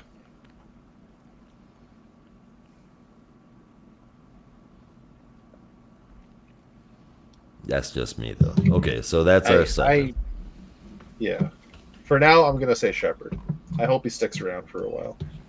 I like him. Do you think Kyle's gonna end up being a Green Lantern, or do you think he's gonna be something else first? I think he's going to be something else. I really hope he's gonna be something else. We all know. We all fucking know what that something else could be. I mean to say. He's all over the place, and I am a-okay with that. I love it. I love it. I love it. Russell will have to cover AEW. Rob will start watching AEW on his lunch break with you. So sweet. All right. So with that, let's get to our top three and favorite moment of the week. All right. I interrupted you. Should I let you go first? May as well. I'm already here. So, number three, I'm going to give it to Batman and Robin. Number two is going to be Action Comics. They take it with a grain of salt because they scored the same, so they're pretty much interchangeable. They're tied for second. Number one is definitely Green Lantern Corps, Civil Corps, or it's just Green Lantern Civil Corps Special. Hella exciting. I can't wait to see what happens next. And my favorite moment is going to be, oh shit, I had it in my head. Oh yeah, so it's going to be for now Shepard and Guy saying, no, you don't need a babysitter, you need a shepherd. Like, oh yeah, fucking tell him what for. It's the one guy that can actually give Guy Gardner a chance to shut the fuck up. Right on. without he punches him in the face with his words, and that's it. That's exactly what Guy Gardner needs. Yeah. Mine was really similar. I also had two that were interchangeable, but gave let the art come into play just a little bit to make the tiebreaker happen. Number three, I gave it to Batman and Robin. Number 14. Number two, I gave it to the Civil Corps Special. And then number one, I gave to Action Comics. Another number 1070. Those two were pretty much damn near the same. My favorite moment is actually going to be in the Corps Special as well. That cool ass moment in the splash with Hal Jordan and Guy saying the oath together. That was sick. It looked amazing. I really, really liked it. I liked it a lot. I agree. In fact, I'm going to share that in Discord right now. You're going to share what in Discord? That image.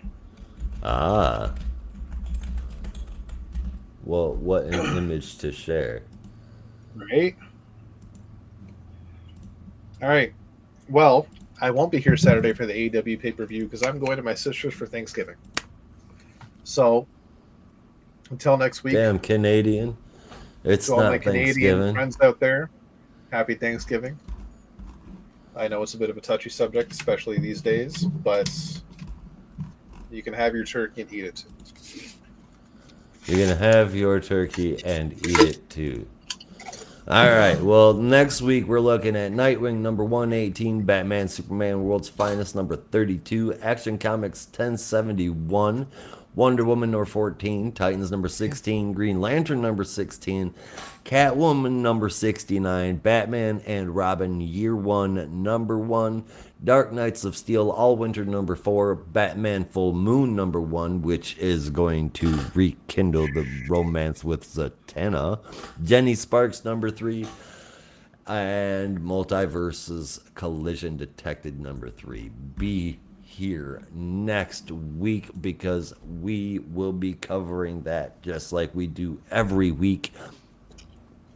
Same geek time, same geek channel. That is the show. Thank you everybody for watching. We're getting out of here, so you'll have to as well. Be careful out there, and remember, in the Geek Matrix, everybody has a home. In the Geek Matrix, you are not alone. Peace.